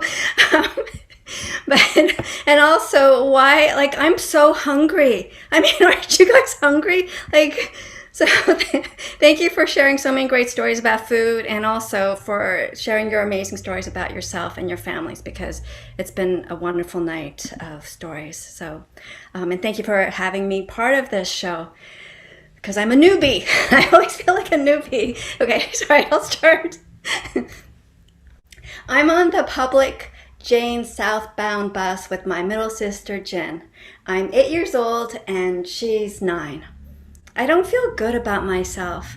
I feel wrong, ugly, small, and I want some hope in my life. I miss my grandfather, my Harabuji, who left to go back to Korea when I was 7. He promised to come back, but he hasn't, and I know he isn't going to now. My mother finally told me he's passed away. He made me feel special and important. Jin, my middle sister, and I were at the back of the bus, sitting on the plastic seats and looking out the window as we passed concrete after concrete. We're not talking to each other because we're not happy where we're going. We're going to our parents' corner store, where we work there on the weekends. They need our help. They don't trust anyone else, and it's become our job to work there. I would rather play in the playground, eat donuts or Kentucky Fried Chicken. I would rather watch television and dance to music videos. I want to be a kid, an 8-year-old kid who doesn't want to feel so alone. A group of teenagers come on the bus, and even though there's so much space on the bus, they sit near us. There's 4 of them. They're wearing these pretty dresses with flowers on them, and they have light spring thin jackets. They look so fresh. They have makeup on that's a bit splotchy, but to my 8-year-old self, it looks magical. I can smell their hairspray when the wind breezes by, and I want it to stay on me. I want to smell like them. Would I be happy, carefree, and joyful if I become them? Will I have hope in my life again? They move their fingers through their hair, and it kind of stops where it's clumpy from the hairspray. They tilt their heads and I tilt my head too. And I see my reflection in the window of the bus, and I look nothing like them. I'm wearing this boxy t-shirt that has a stain from toothpaste that had dropped. And on my t-shirt is an advertisement for a potato chip company. My father had gotten this shirt for free. And I'm wearing these blue summer shorts that show off my thin, pale chicken legs. That's what people at school call my legs, chicken legs. My stomach starts to grumble because I realize I haven't eaten much that day. At least at the store, I'll get to eat something. I like to eat the Jamaican beef patties that's in the little warmer oven that at the store that my dad sells. I look over to my sister Jin, and she looks annoyed. Is her stomach grumbling too? I look outside the window and I try to picture myself as a teenager. Am I going to have a group of friends to laugh with and spend the afternoon with? Am I going to have like the best life just like those 4 teenagers? The 4 teenagers, they cover their mouths and whisper to each other while they look at me. And I smile back at them because I want them to see how I could be like them one day. And then they laugh more. And when they stand up to get off the bus, I give them a light little wave. I want to say, "You're so beautiful. I want to be you." But instead, I just wish them to have a good day in my head. And they laugh again and leave. And I get one last whiff of their hairspray. I look over to Jin and I say, "They're the prettiest people I've ever seen in my whole entire life." And she snorts and shakes her head. "I want to look like them when I'm older," I tell her. And she stares at me looking angry. And she finally says, "They're ugly." "Their dresses were nice." "They were cheap, and they don't know how to put on makeup." "They were laughing at you, Myungjin." "What do you mean?" "They were calling you names, saying you're dirty and ugly, that you're a chink. Didn't you see them pointing at you?" So I don't want to believe Jin, but I did see them pointing at me. And suddenly, I feel like a chink. And then when I look at Jin, I see that she's a chink too. And I'm scared. "Jin, can I hold your hand?" And we hold hands and sit there silently. And I want her to tell me that everything's going to be okay. That it's okay that we're chinks. And when the bus stops, we let go of our hands to walk out. But then our hands find each other again as we walk to the subway. And Jin says to me, "Myungjin, when you're older, we're going to wear nice dresses, nicer dresses, and I'm going to buy them for you." And she does. When we're older. You know, if looking after each other means that we're chinks, then that's okay. But as a mother now, when I think of those 4 teenagers, I hope that they have kids. And I hope that they look at their kids and they wonder why they would ever say something like that to an 8-year-old child. Thank you. Oh, wow. Wow. Oh, my gosh. So moving. I love hearing your stories. And I don't know if Anne's put in some information on how to reach you, or maybe MJ, you could do that and make sure it gets in the chat. Because I would sure love to know about your killer kimchi in Minnesota this Halloween, because that sounds amazing. Now, Karin Amano is another of our nationally recognized tellers, and she comes to us. She was born and raised in Japan, but she now lives in Georgia after bouncing around various parts of the United States. Now, she told me that she was once a Q&A translator for the original Godzilla and Ultraman. So I said, what? So some of you I know are old enough to remember the original Godzilla movie, and you know that Godzilla was a man, a person in a suit, right? Going around a little miniature city, tearing it down. Well, she tells me there are lots of horror film conventions throughout the US, and that the man in that suit was invited to some of these different conventions. And Karin got to be on stage with her and then translate, because of course he only understood Japanese, and translate these questions between the audience and the original Godzilla. So with knowing that, and she also teaches right now a really wonderful online Japanese language course. So you know she's good. So keeping that in mind, please welcome Karin Amano.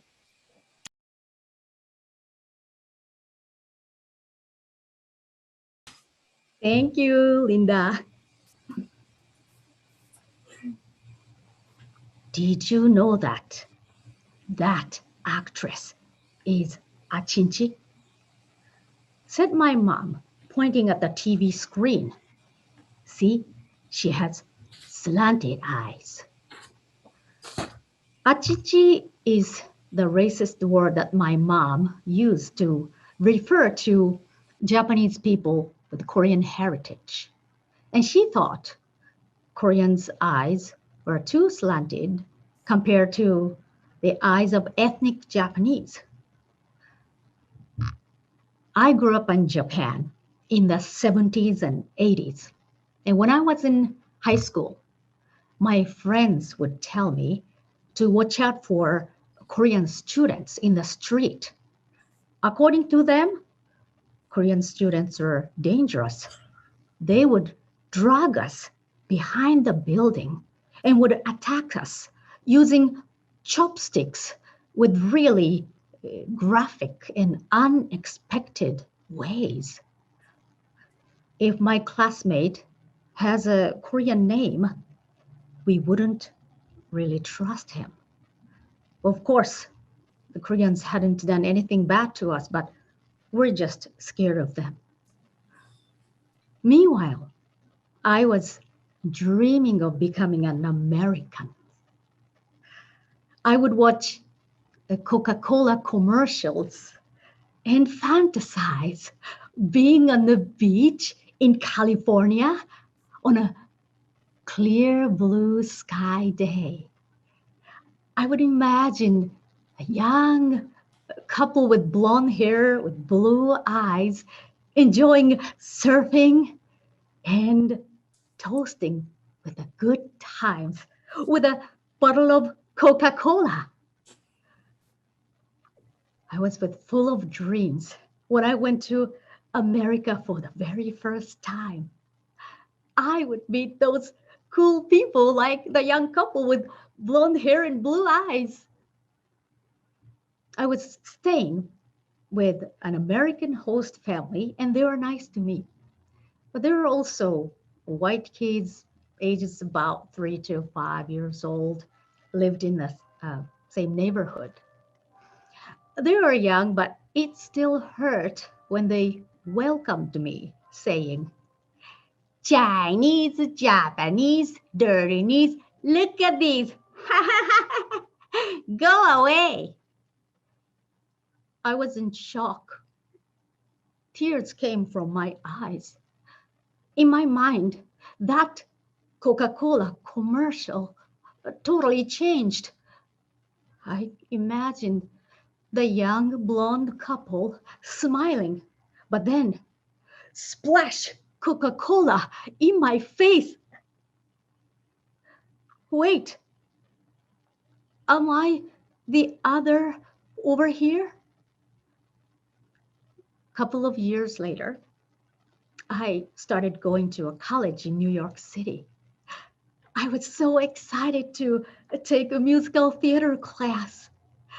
Each week, Professor Hines would assign solo numbers from some musicals, and everyone got songs to sing except for two of us, a Korean girl and me. We are the only ones never to receive any songs to sing. Each week, we just sat there and waiting and watching. There was also a dance class that the Korean girl and I took. And in class, the teacher had us, everyone, to dance from the corner to the other corner of the room. And the Korean girl and I were at the end of the line. And when we were about to ready to do the step, the teacher said, all right, great. All right, let's move on to the next step.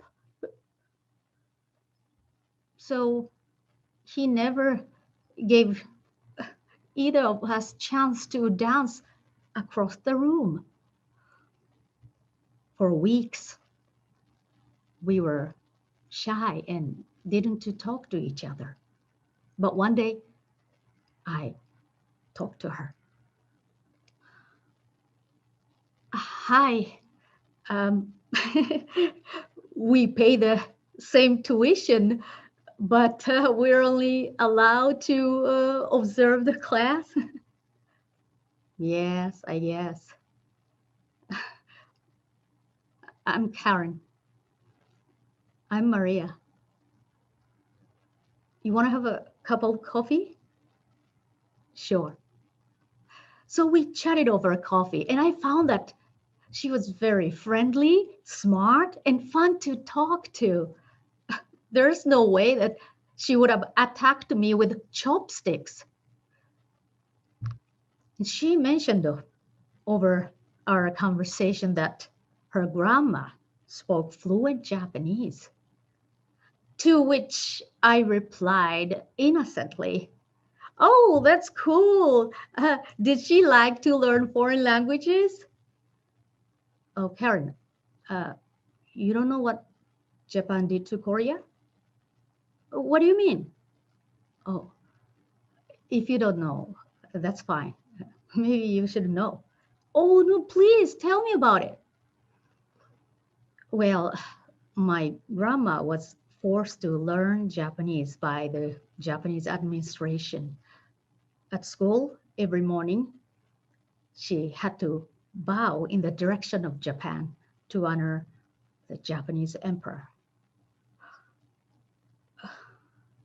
When I was in school in Japan, we had never gotten to the modern Japanese history after 1900. The teacher would say, all right, this is the last class period of the year. Well, we didn't get to all the way through. We covered the origin of Japan till the end of shogunate. But that's okay. The rest of that is not that important for entrance examination. So see you next year. Ignorance. We in Japan treated Koreans the others, although we are the ones who did the bad thing to them. I'm so sorry about what our ancestors have done to your country. That's okay. Now you know. Maria and I became good friends. And after graduation, she went back to Korea while I stayed in the United States. And eventually I left New York City and moved to different states. When I was living in a small town in American Midwest, in the street, my daughter and I in the street were mocked by teenagers saying, hey, look at the Asians.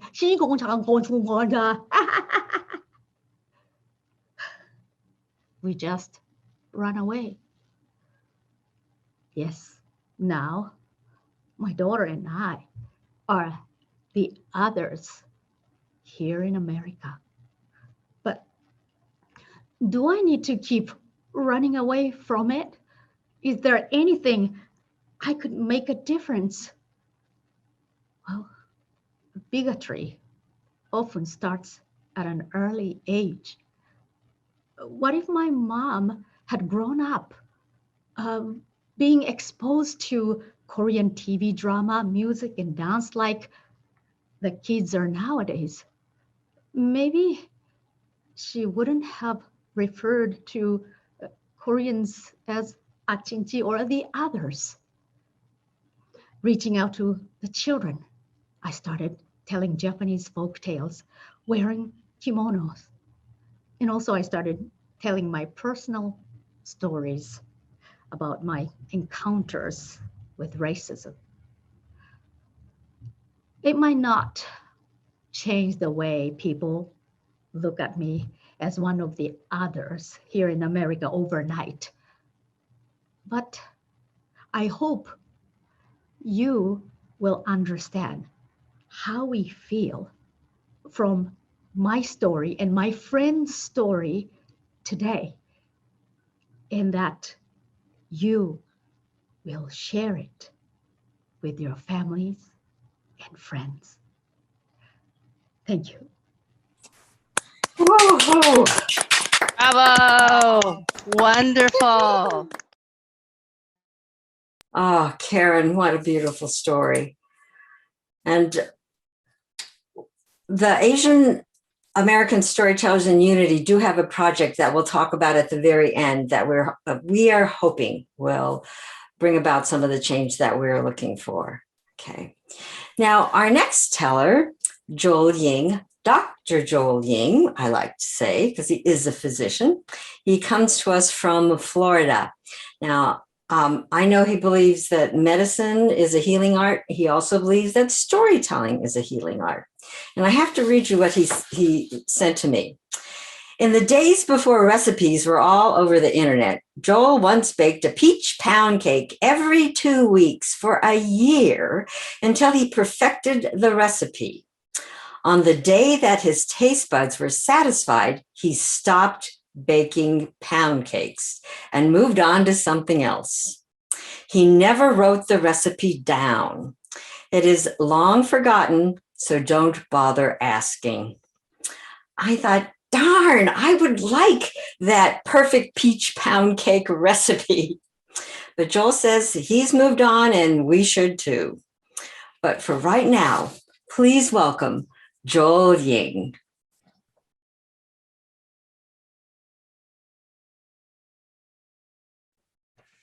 Thank you, Linda. So where are you from? And like many of us here, I get asked that question a lot. And I'll look at them, examine their facial expression, figure out what they're really asking, and then I'll say, Florida. They look unsatisfied. Florida, but where are you from? Oh, I'm from Jamaica. Now they look confused. Jamaica? But where are you really from? Well, at this point, I take pity on them. I put them out of their misery. I was born in Jamaica. I'm part Black and part Chinese. The confusion lifts and their faces light up. Oh, I knew it. You see, they've managed to put me in a racial category, and now they think they know me. It's as if in their heads, they've checked off a box like those standardized achievement tests. Now you remember those, don't you? They give you multiple choices, and you get to choose which race you belong to.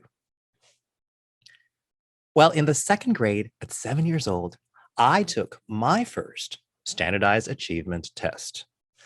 And I decided that my ethnicity was Asian Pacific Islander. I'm Chinese, that's Asian. Jamaica is an island. Perfect fit, right?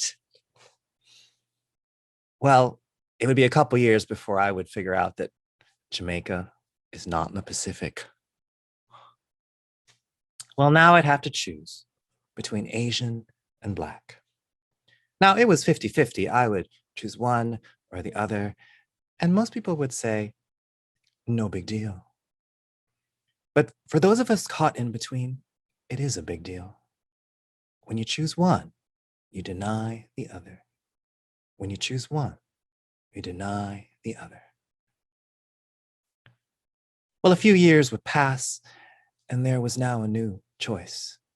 And I was excited because now I had my own box. Other. So where are you from? Other. Well, a couple more years would pass, and there was now a new option. It was now optional. While others said, I should not have to answer that question, I said, thank you for not asking me to choose. Like everyone else in those school days, I was just trying to fit in. I was just trying to find my box. At my elementary school in South Florida, there were no other Chinese kids. They'd never met anyone from China, so they assumed I was Chinese from China. And they would say, oh, you speak such good English. And I would reply, I know, it's my first language. Well, by the time that I got to high school, I knew that I wanted to do more than fit into somebody else's box. I wanted to go to college. I had a mentor that gave me practical advice. You don't have to shove yourself into a box. You fit into many boxes. Choose the one that works for you. There are plenty of Asians trying to get into college, not as many Black students. Colleges are trying to be diverse. You want the best chance of getting in. Choose the Black box. It was as if I was now an airplane with a black box, and she was teaching me how to fly. One day during senior year, the guidance counselor called me to his office. I had applied to the National Merit Scholarship, open to all students. I'd also applied to the National Achievement Scholarship for Outstanding Negro Students. Now, they were from the same organization. You can only get one or the other. And the counselor wanted to know why I had applied to both. Well, I had thought long and hard about this. Do you apply to one? Do you apply to the other? Does it hurt your chances to apply to both? I figured double your chances. Apply to both, right? Well, after a long, lengthy explanation, the counselor leaned forward and said, but you're not Black. And it suddenly dawned on me why I had been called to the office and what he was really asking. Well, what did he do next? I leaned forward and said, my dad is Black. And his response, oh, and he quickly shuttled me out of the office, and we never spoke of it again. Well, you see, at parent-teacher days in school, when my dad would walk in, jaws would drop. My dad has a Chinese last name, but he looks Black. And then they see my mom, who looks completely Chinese. But when she opens her mouth, she sounds Jamaican. And then they look at me. Need I say more? None of us fit in a box. I just don't fit in. This struggle would follow me to college. I would escape to a place where I could expand beyond the edges of my box, where I could build my own box. I went to Harvard. Now, before you put me in another box, remember that Emil is in my box. Harvard is a diverse place where students from all over the world, different races, ethnicities, cultures, different dreams, expectations, and struggles. We don't fit any kind of mold. We defy labels, we confuse assumptions, we don't fit in boxes. Yes, we're all misfits. It was at Harvard, where not fitting in is the norm, that I would learn to fit in by standing out. I simply learned how to walk into groups as the outsider, move beyond those boxes, and find connection. You see, when we take out our boxes, sometimes, magic happens. We tell each other our stories. We tell each other our stories. And we begin to know the truth that these boxes, they're simply the starting place of connection. Together, let's move past them. Because we are more than any box. We are more than any box. So much more. Thank you.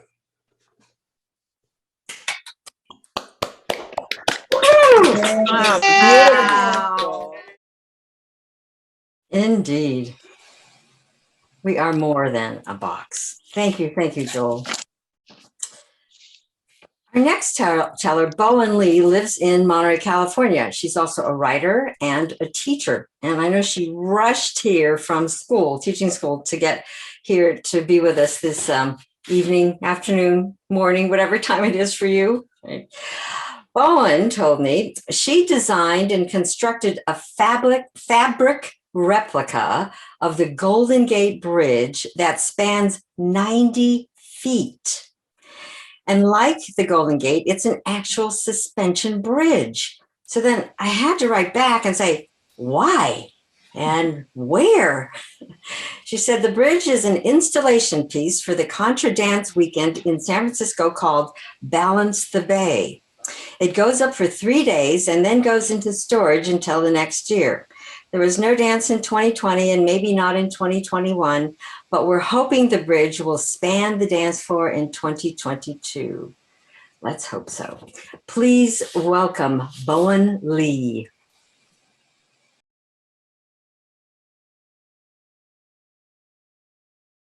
I'm walking home. It's October, just before the elections. It's a quiet afternoon. Nobody's on the street, but coming down the street where I live, there's a truck. And as I'm crossing the intersection, this truck heads straight towards me and it speeds up and I have to run to get out of the way. And as it brushes past me, I don't have to wonder why this is happening. It's happened to me before. I grew up in Oakland, California, in a multicultural neighborhood. But when I was in high school, my parents moved to suburbia. We were the only Asians in a white community. To go to high school, I would take a shortcut. So I would go to the middle school parking lot, I'd cross over and I'd go over this dirt path and it would cut off 3 blocks on my walk to school. But on this dirt path, there were middle school kids who had stolen cigarettes from their parents and were smoking them in the morning. So I would have to walk past them. And as I did, this is what happened. Hey, Chink, chinky, chinky, chinky. Ooh, ching chong, ching chong. Ooh, your eyes are so slanty. How could you see out of them? I had to do this every single day. And I would look down on the ground and I would not say a word to them. I did what my family did whenever the situation happened to them. And if I told my parents, they would say to me, what are you going that way for? Walk another way. Or just ignore it. Don't even give them any attention at all. So I would walk past them in the morning and I would let their racial slurs roll down my back like water off a duck. But one day, this duck decided to quack. So I'm walking towards the shortcut and I see the puffs of smoke up in the air, and there's the gauntlet. And before I even get there, that started. Hey, ching, ching chong, ching chong. And I say to them, bonjour, mes amis, comment allez-vous? And their jaws drop open. I'm speaking to them in a foreign language and they don't understand what I'm saying. Je vais à l'école. À bientôt. And I walk through them. The next morning, I walk through them and nobody says a word to me. They just stare. And I'm almost to the sidewalk and a kid steps forward and says, hey, you go to the high school? And I said, yeah, I'm a freshman. Oh, that's cool. Well, have a good day. And I said, yeah, you too. And ever since then, I was the big high school student and they were the little middle schoolers. It never bothered me again. Well, a few weeks ago, I was driving home and at the intersection, there's this red car across the way from me. And instead of driving in their lane, they head straight toward me and the car swerves before it hits me. And I see a kid driving with this big smirk on his face as he drives past. Well, I know what to do. I wrote a song and I hope that someday he hears it. I am not a virus, don't try to shame us. I am not a virus, don't try to blame us. You know it isn't fair and you know it isn't right, but you just don't care. Oh, well, first you might have doubted, then you start to shout it, then you believe it. But it isn't fair because I am not a virus. A virus doesn't have a nationality. I am not a virus. A virus does the same to you as it can do to me. We're all in the same boat. Don't sink it, help it float. Give us hope. Black lives matter, brown lives matter, Asian lives matter, all lives matter. We're all in this together. Shake my hand. We're all in this together. Take my hand. Together we'll stand in peace and unity for the benefit of all humanity.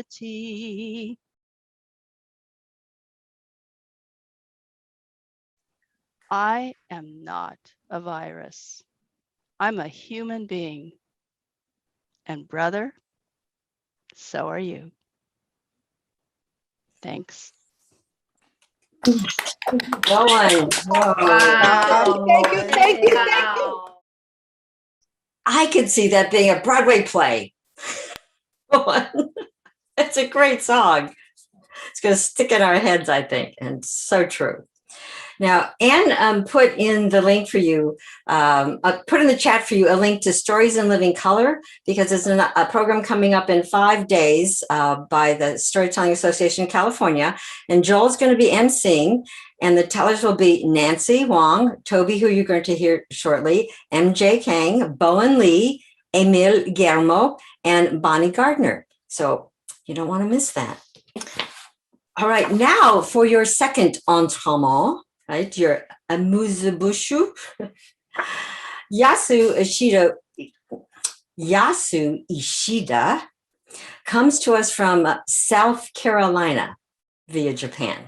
Now, we promised you magic, right? So that's coming up. Now, when Yasu saw the movie Patch Adams, with the one with Robin Williams, I bet some of you remember, about a young man who becomes a doctor, but more importantly, a hospital clown.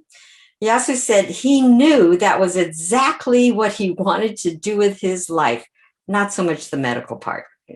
So he packed his backpack and suitcase and came to the US to study English and performance.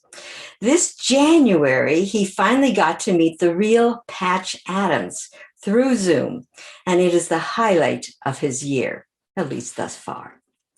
Please welcome Yasu Ishida.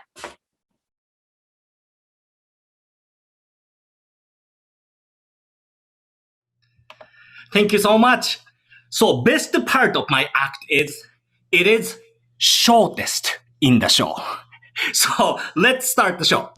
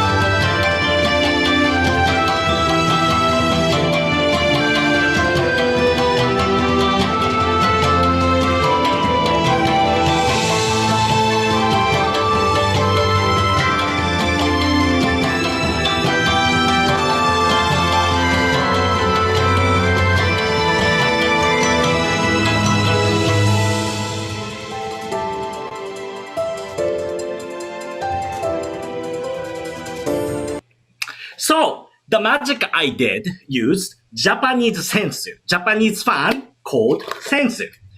So I did magic with sensu, so it's your turn to do sensu magic. So if you can, turn on your video. We're going to do interactive magic. We will make magic happen on your screen. I have different color of sensu here. With index finger, I want you to touch any color of sensu here. Do it now and keep your finger there. Okay, once you have your finger there, I want you to find closest yellow sensu from that sensu. Closest yellow sensu. And once you find it, I want you to move your finger into the closest yellow sensu. Do it now. Next, I want you to move I want you to find the closest light blue sensu. The closest light blue one. Once you find it, move your finger to closest light blue sensu. And last, we are going to do is find closest red sensu. Closest red sensu. And once you find it, move your finger there. Hold on to that sensu, because what we're going to do is we're going to make it disappear all other sensu. Ready? 1, 2, 3. And that's the magic with sensu. Thank you so much for participation. But did it work for everybody? Whoa! Yay! Really fun. All those magic tricks. They're so fun. Plus he tells some wonderful stories too. Okay, so now are you ready for your third course in this banquet of stories? We're moving on to stories of cross-cultural understanding. Now, Rupa Mohan is relatively new to the storytelling stage. She really just began telling stories when she joined the training at the Asian Art Museum to be part of the Volunteer Storytelling Corps, and that was back in 2018. But what she might lack in experience in terms of years, she more than makes up for in her beautiful grace in telling. And Rupa says, I was a quiet, studious child growing up in South India, but loved listening to stories in 3 different languages, Tamil, Hindi, and English. Only now do I realize how lucky I was. Indeed. And we are equally lucky to have that Rupa discovered storytelling when she did. Please welcome Rupa Mohan.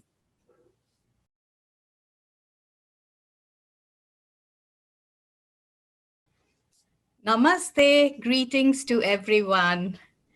Today, I'd like to tell you a story from my childhood. When I was growing up in South India, every morning I would wear my school uniform, my pinafore. My grandma would braid my long hair into 2 perfect braids, and she would put something on my forehead. She would draw a bindi, a smaller version of the one I'm wearing today. We called it bindi in Hindi, and it's known as pottu in my native language, Tamil. And I didn't think much of it because though I went to a Catholic school, many of us South Indian Hindu girls came with their bindis, and I merged into the sea of bindied foreheads. And my grandma took it very seriously because bindis not only were a cosmetic for us, but they could stand for the third eye or the center of consciousness. They were said to ward off the evil eye. And married women considered it very important because all the Hindu goddesses were portrayed wearing bindis, and they were eternal brides after all. And grandma had her own little tin box where she had a beautiful scented powder, pinkish purple in color. And every day she would dab on her forehead a big spot of bindi, and it would miraculously stay on all day long. Well, when it was time for me to get married, I had the same powder bindi to match my different wedding saris. But when I took that flight from Chennai to San Francisco, a new immigrant and a young wife, I recall downsizing my bindi because I didn't want to be sticking out like a sore thumb on that Pan Am flight. And after I landed here, I soon realized that it was rather odd because I could find bindied foreheads only in local Indian stores or the Indian temple. And slowly the size of the bindi became smaller and smaller because I wanted to blend in and not draw unnecessary attention to myself. And I also believed that bindis did not go with Western clothes that I was transitioning to, though they seem to be fine with my British school pinafores back home in India. Well, as time went on, something very disturbing happened. We heard reports coming from the East Coast about this gang of young men, a hate group actually, called Dot Busters. Yes, named after that famous movie, but this was neither cute nor funny because they were unleashing against South Asians, particularly the South Asian Hindu women. They were lashing out at them. They were thrusting them. They were assaulting them. This was in the 1980s, around 87. And we heard these reports about the women there starting to remove their bindis, wearing only Western clothes when they went out, and also they went in groups They were scared to even leave their homes. Sounds familiar, right? And it was really, really scary because a couple of young men were also killed because they happened to be at the wrong time in the wrong place. And to make matters worse, justice wasn't served, and the bindi became a big problem, and people wanted to just do away with it. So much so that even I and my friends on the West Coast were fearful. We didn't know when this wave would come our way, and we started removing our bindis and trying, of course, to blend in. I had two little daughters, and I would have loved to have dressed them up all the time in Indian clothes with, of course, the ultimate adornment, which is the bindi. But I had to reserve that for private occasions or situations in which we were surrounded by Indians, surrounded by our kind.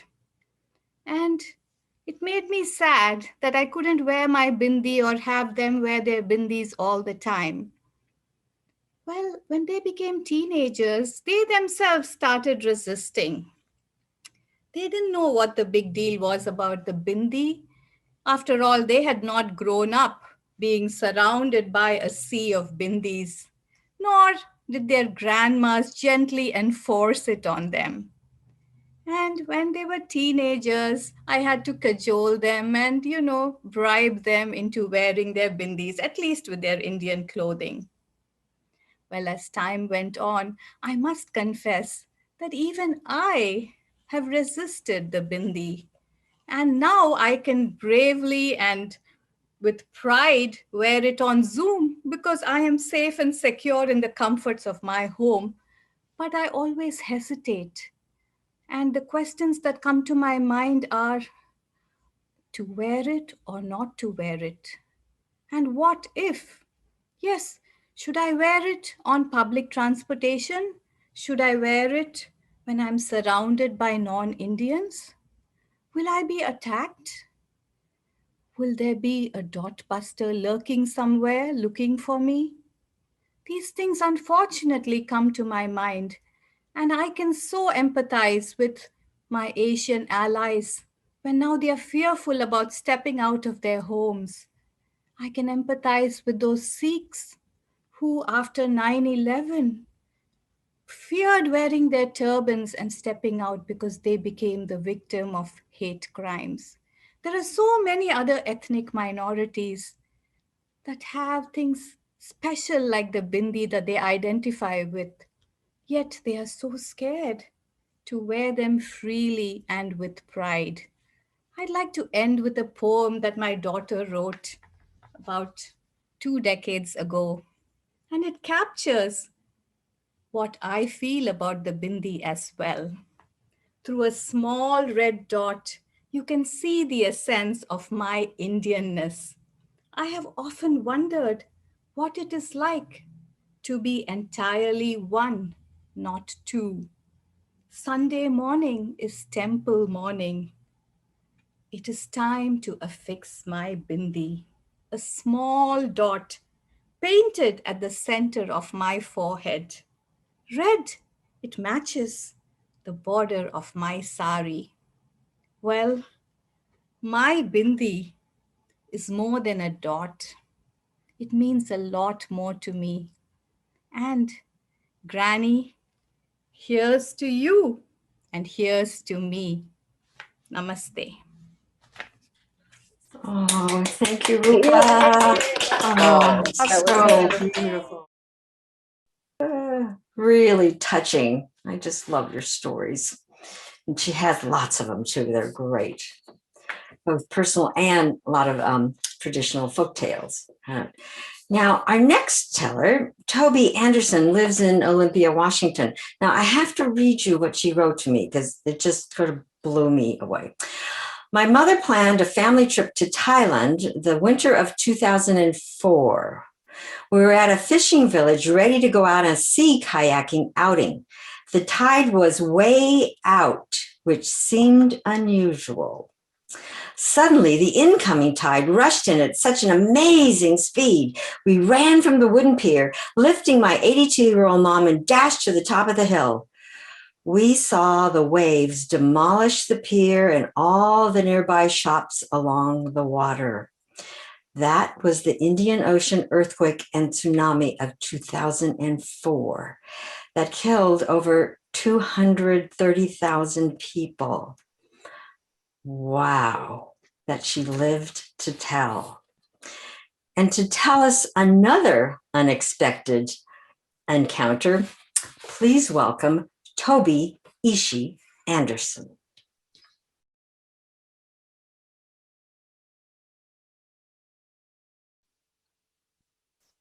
Yes, unexpected encounter.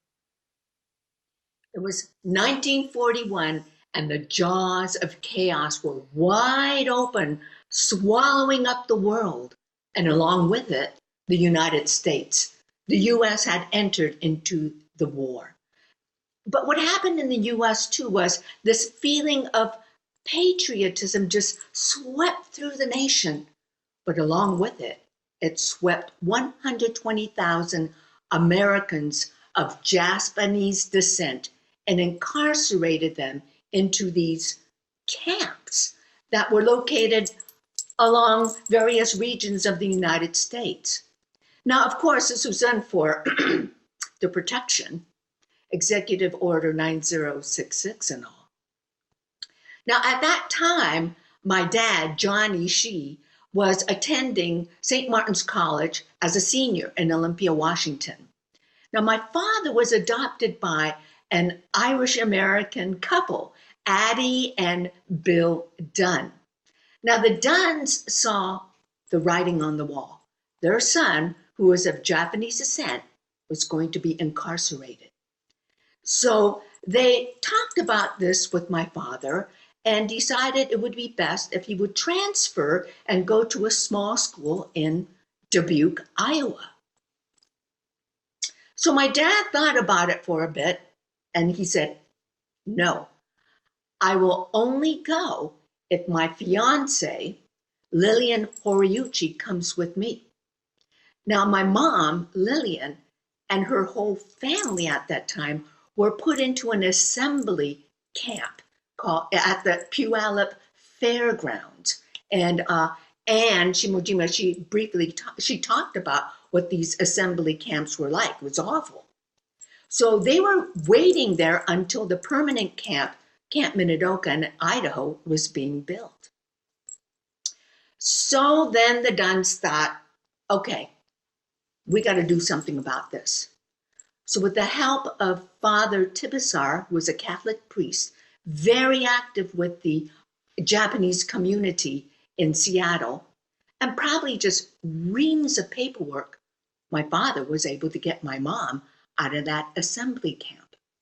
However, my mom's parents and all her siblings stayed in the Minidoka camp in Idaho for the remainder of the war.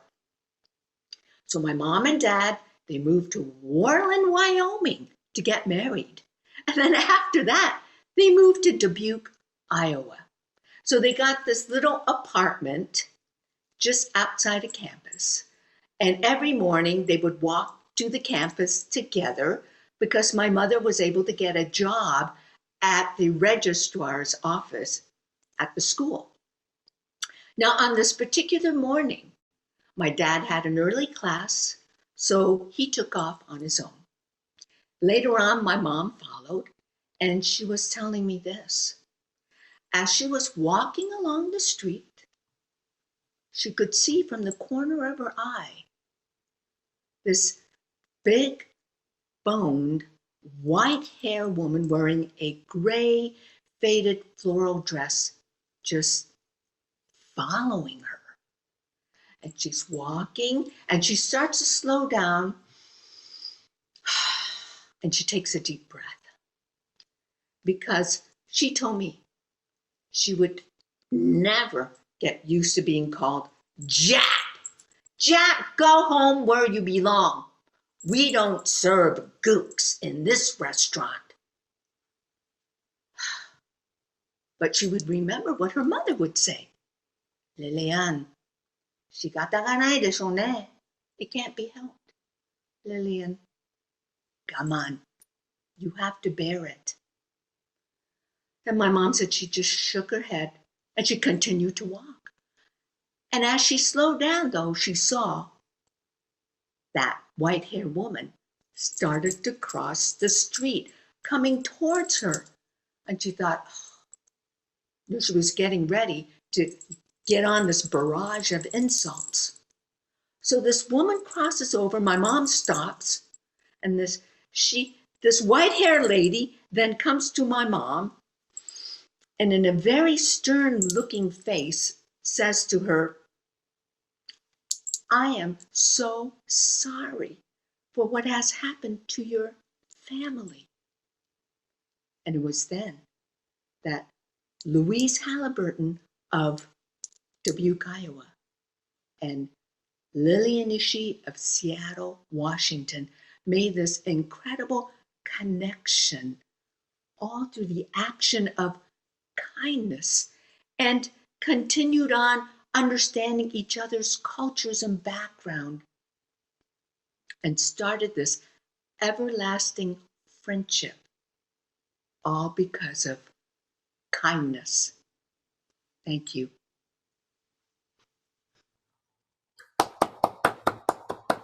Beautiful, beautiful. Lovely, Toby. Yeah, we have to have those stories of hope and positivity too. That is great. Toby, you and I have to talk because my parents were in Minindoka too. Yeah, and they had neighbors that kind of took care of not their business, which was a laundry in Portland, but they housed some of their furniture for them until they got out. So there are some good stories. Okay. We are so pleased to have Alton Takayama-chan join us from Hawaii because he's such a busy guy. He's a nationally recognized and award-winning storyteller, as many of ours this evening are. But I have to read you what he wrote to me, that he once trained as an LMT, a licensed massage therapist. So again, I had to go, what? Why? What? So he says it was back in the 1980s when he was an oceanographer living from Grant to Grant, and he wanted steadier work. A friend was going through the LMT training, and so he joined in too. And it sounded like he got quite good at it. He said he could put his patients to sleep on his massage table.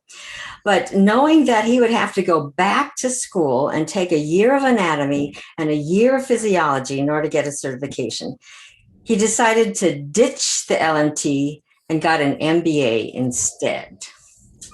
Now, maybe his massage therapy career didn't take off, but I think his storytelling career is pretty darn solid. Please welcome Alton Takayama-chan.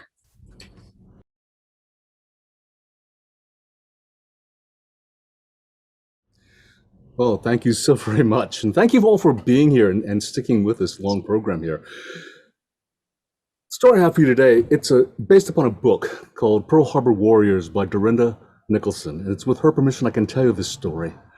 The old man stepped down from the launch, from the dock, stepped down into the launch from the dock and headed out across the water toward the Arizona Memorial.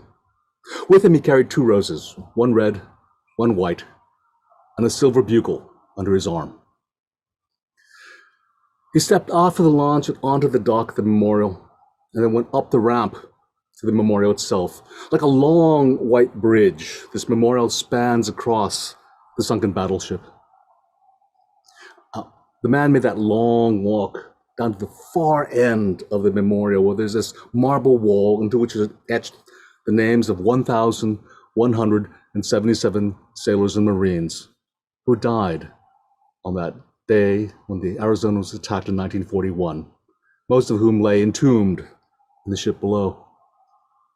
The old man laid down the 2 roses in front of this huge marble wall, picked up his silver bugle, and played taps. Richard Fisk was a 19-year-old Marine Corps bugler on the USS West Virginia, a battleship tied up in Battleship Row in Pearl Harbor, Hawaii, right next to the USS Arizona, December 7th, 1941.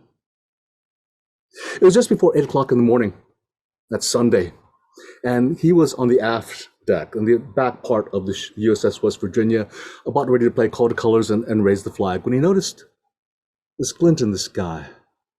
It was an aircraft coming straight toward his ship. Now, maneuvers are common, but he just didn't understand why this particular plane wasn't pulling up and away. And then he noticed the torpedo slung underneath that airplane. And he watched in horror as the torpedo dropped gracefully into the water, ran hot and true toward his ship. The plane flew overhead, and he saw the face of the pilot and the big red balls of the rising sun of Japan on the wing and fuselage of that plane. Well, after the torpedo struck, Fisk went running down the port side of the ship, the left side of the ship, and up the ladders to the bridge, which was his battle station.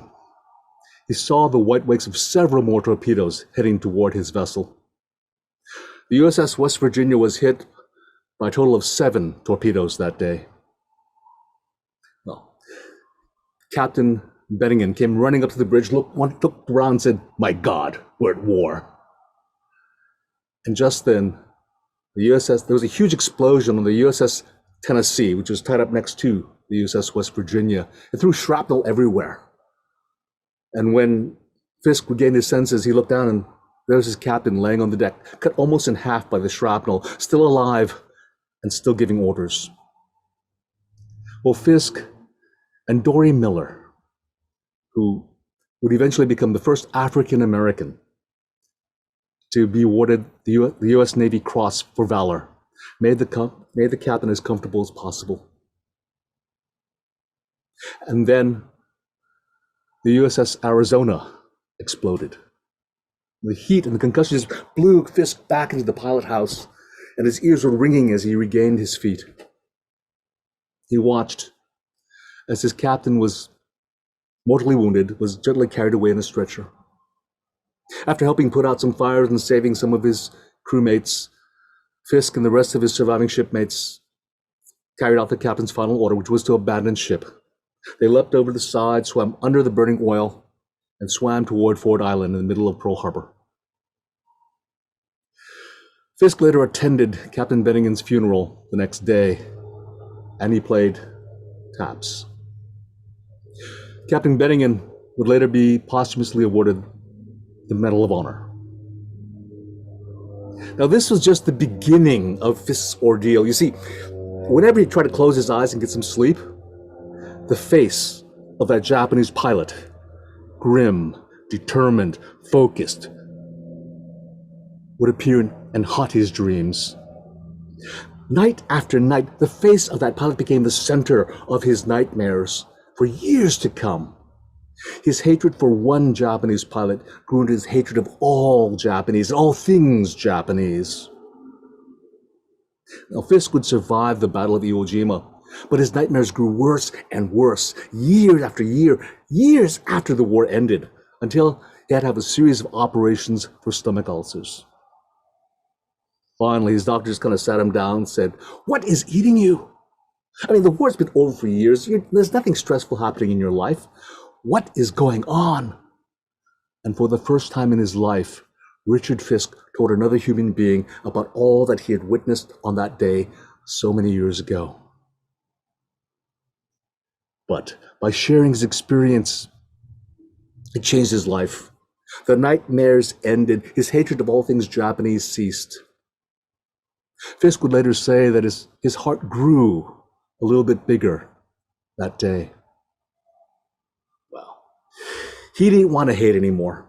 And he knew that the only way he could to let go of all these bad memories completely was to continue to tell his story. Fisk retired from the military to Hawaii and became a National Park Service volunteer. And he began telling his story to visitors to the Arizona Memorial. One day, some former Japanese pilots who were visiting the islands came to the memorial, and Fisk said, wouldn't it be great if you get some Japanese veterans together with some US veterans? Well, a Japanese newspaper picked up on that story. And in Tokyo, another old man was reading this newspaper article. And he was encouraged by it because he knew that time was running out. On December 7th, 1941, Lieutenant Zensei Abe was a squadron leader and in command of 9 dive bombers aboard the Akage, one of the 6 carriers that attacked Pearl Harbor. In December of 1991, Zensei Abe and a few other Japanese veterans made the journey to Pearl Harbor for the 50th anniversary symposium. Fisk saw these men who had been lifelong enemies as human beings, soldiers like himself. Fisk would later say that they didn't even shake hands. They just hugged one another. According to Fisk, bringing the Japanese veterans together with the US veterans was probably the greatest things that could ever happen because it showed the world that 2 opponents now clasped hands in friendship. Yesterday's enemies are today's friends. At the end of the symposium, Zensei Abe and Richard Fisk felt this urgency to heal old wounds and to dissolve old hatreds.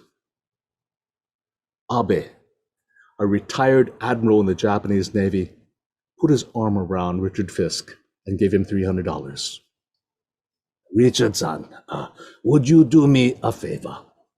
Would you, once a month, go to the Arizona Memorial, buy 2 roses, one for you, one for me. Take them to the memorial and play taps. I know that it is a small thing, but it is my way of saying, I'm sorry. Well, Richard Fisk agreed. He said that he too would want to honor those who died that day and that he would do so as long as he was able.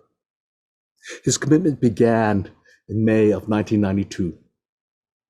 Now, Abe continued to send Fisk money for flowers, and he invited Fisk to come to Japan, where Fisk visited the Hiroshima Memorial and played taps. Fisk fulfilled Abe's request the last Sunday of every month for 12 years. Richard Fisk passed away in 2004, and his ashes were interred at the Columbarium at Punch Bowl, the National Cemetery of the Pacific, right across the way from where my mom is interred. And whenever I go visit Mom, I always pay honor and respect to Richard Fisk, a man who dedicated his life to the proposition that fear does not have to lead to hatred, and that it can lead to friendship. With courage, we are all capable of change.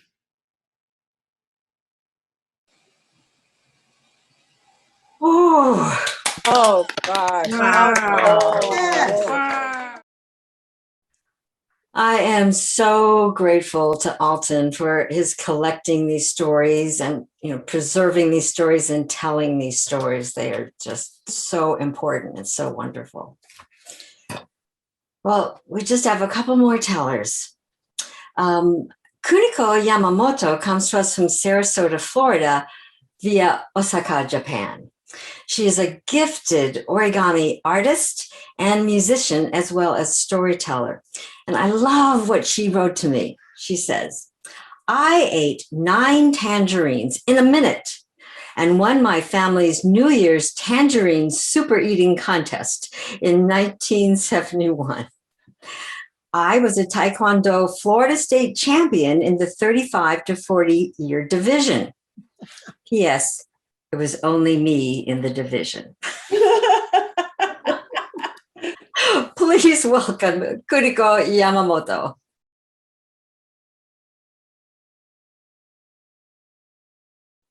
Thank you. You do the math about the state. My heart is still pounding from Alton's story. I'm blown away, going after all your stories. And I was gonna just kind of show off and then kind of entertain the origami tonight, but I changed my mind. I'm gonna dedicate this short time to fold a paper crane, because the paper crane is for all, and it's a symbol of peace. And I have a story to tell you. Once upon a time, in a square land of Osaka, that's what it looks like in Osaka. And I went to school, and to my school, the path was straight, no turn, no circles. I just walk, and then walk in, and then walk in. Yeah. Hey, you guys, you must be kind of sitting 3 hours. Are you kidding me? Let's do a walk to my school. Ready? So you guys stand up, or you can do this, whatever. Let's move. Walk in and walk in.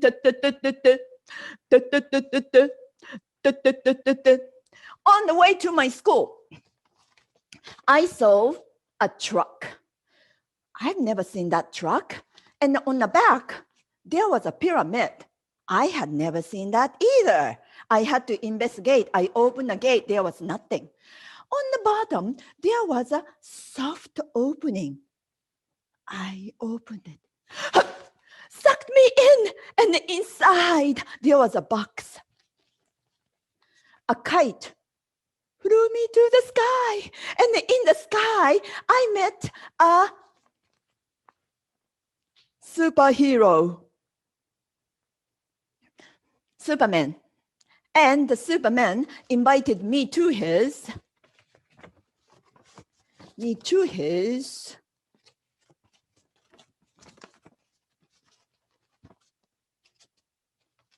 spaceship. In that spaceship,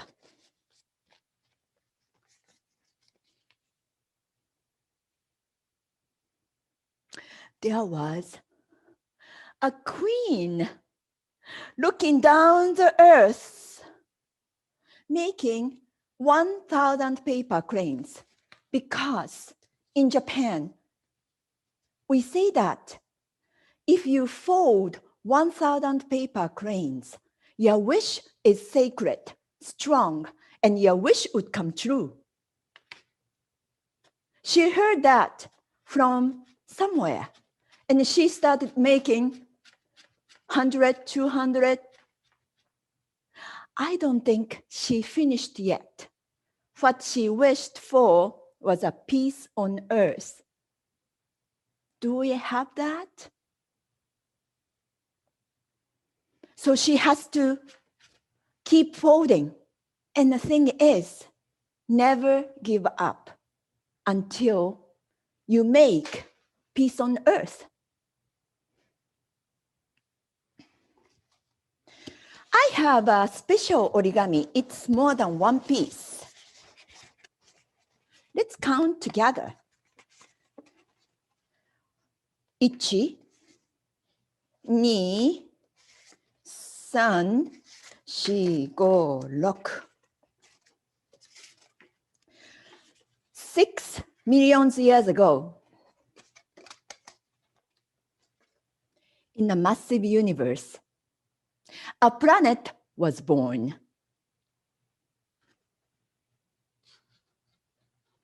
That's an origami planet. Love folded up. Freedom rose up. It brought justice and kindness, all collapsed and put together.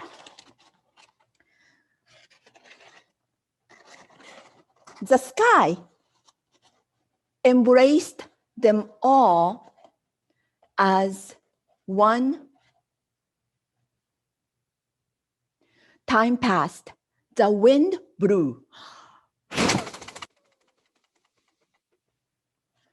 something grew inside. You know what they are?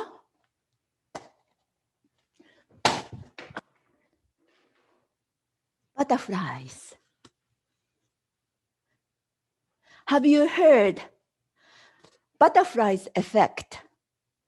In 1972, Edward Lorenz posted the question to prove to the American Science Association.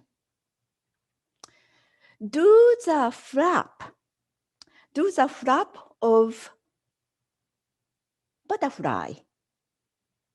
butterfly's wings in Brazil set off a tornado in Texas?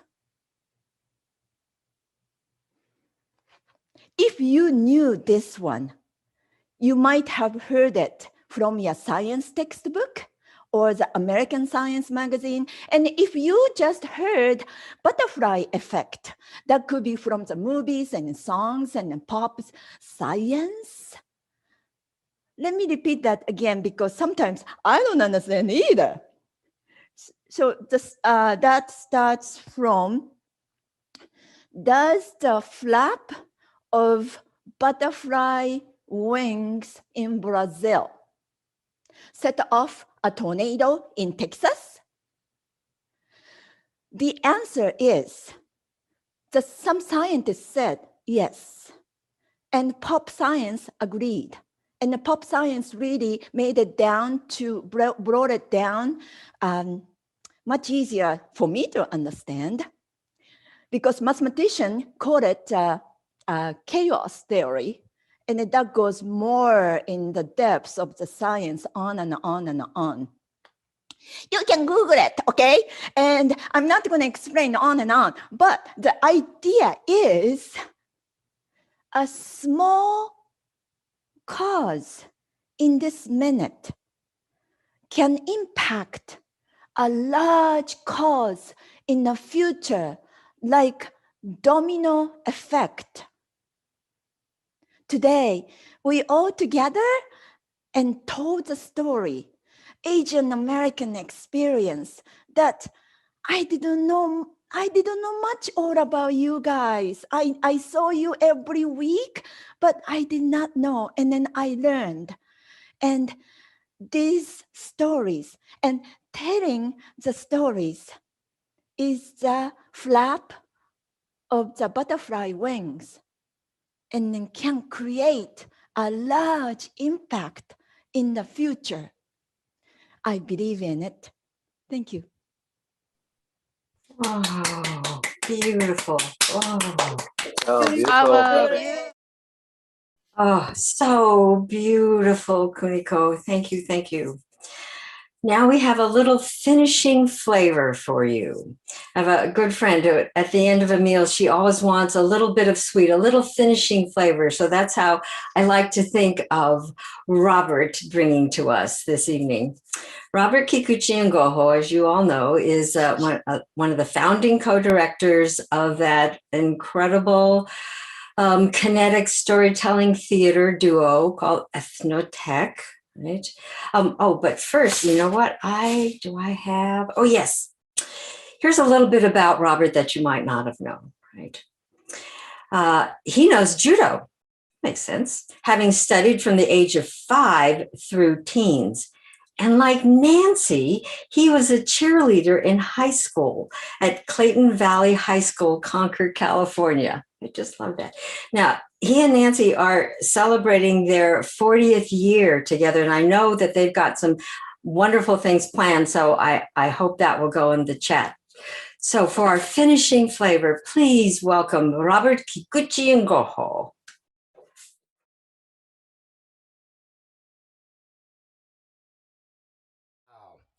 Well, it's been quite an afternoon or evening for some of you.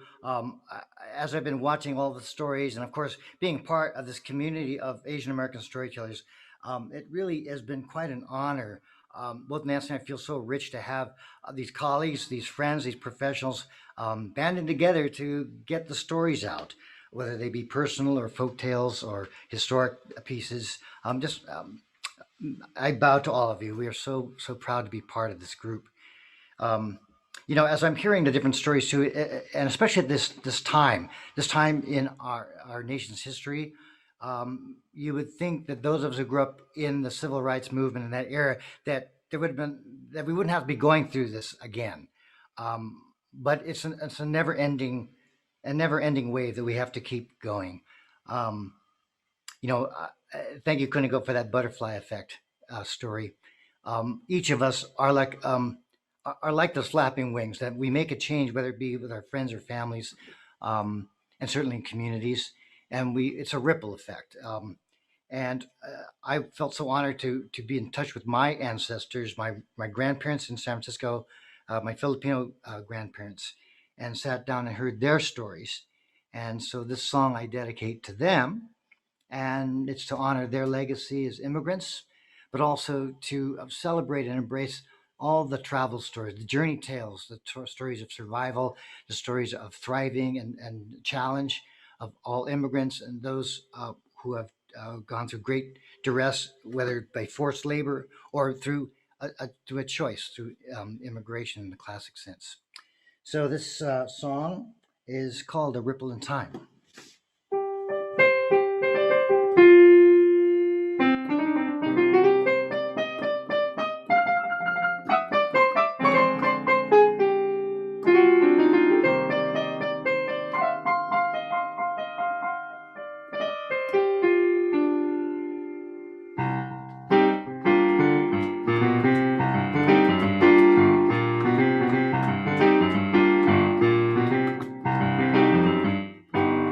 Raphael was a cabin boy on the ocean routes of trade.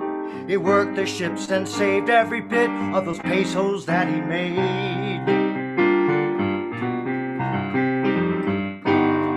Unbound by the horizons as a merchant marine, he sailed the southern China Sea and Pacific rolling green. Between the adventures, he'd return home to the Isles. Had a fling with a local lady, soon they were a child. They heard a voice from far away. The fire in a dream ignites a smile. What lies ahead, who can say? To a new home they must sail 6,000 miles. It's a ripple in time. The first wave tumbling strong, second wave will follow, and the third wave rippling in time. The first wave tumbling strong, many waves will follow. Now it's our wave rolling on.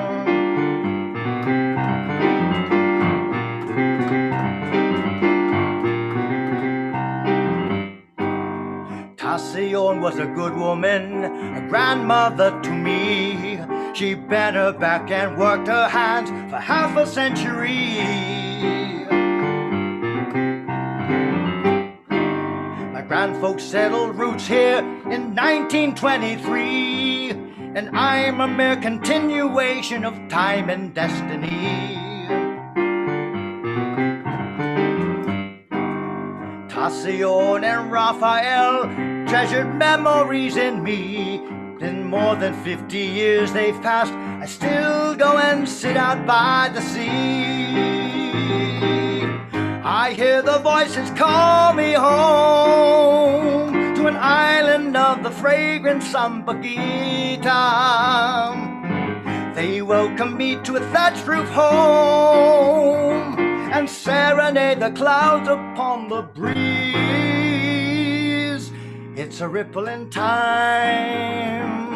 The first wave tumbling strong, second wave will follow, and the third wave rippling in time.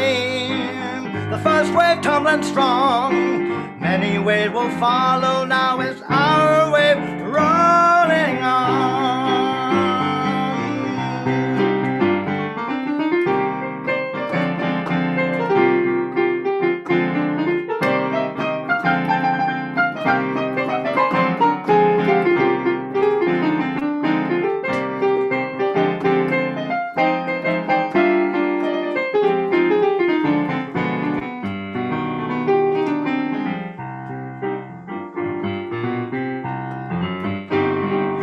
Many know the story, it's a classic tale indeed.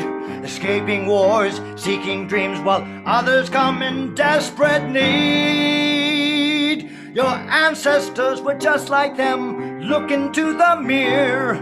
No need for walls nor fences that are built on hate and fear. Now hear the voice inside you say, the fire in our dreams will guide us all home. What lies ahead, who can say? Together we are stronger through the unknown.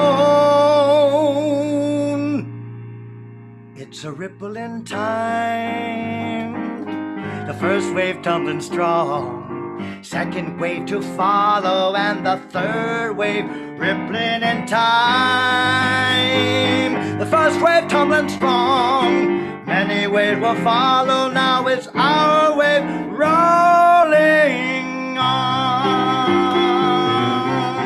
rolling on and on and on, rolling on and on and on, rolling on, rolling on. We're moving on, rolling on and on and on and on and on and on and on and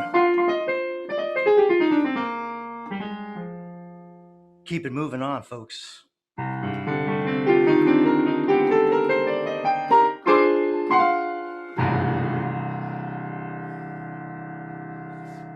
Woohoo! Yeah. Yay. Thank you, Linda. Thank you, everyone. Robert and Nancy really are the glue, that brought us together, that holds us together. And you may be wondering what's up next for ASIU, Asian American Storytellers in Unity. We have been working on a project for over a year, and we are really quite proud of it.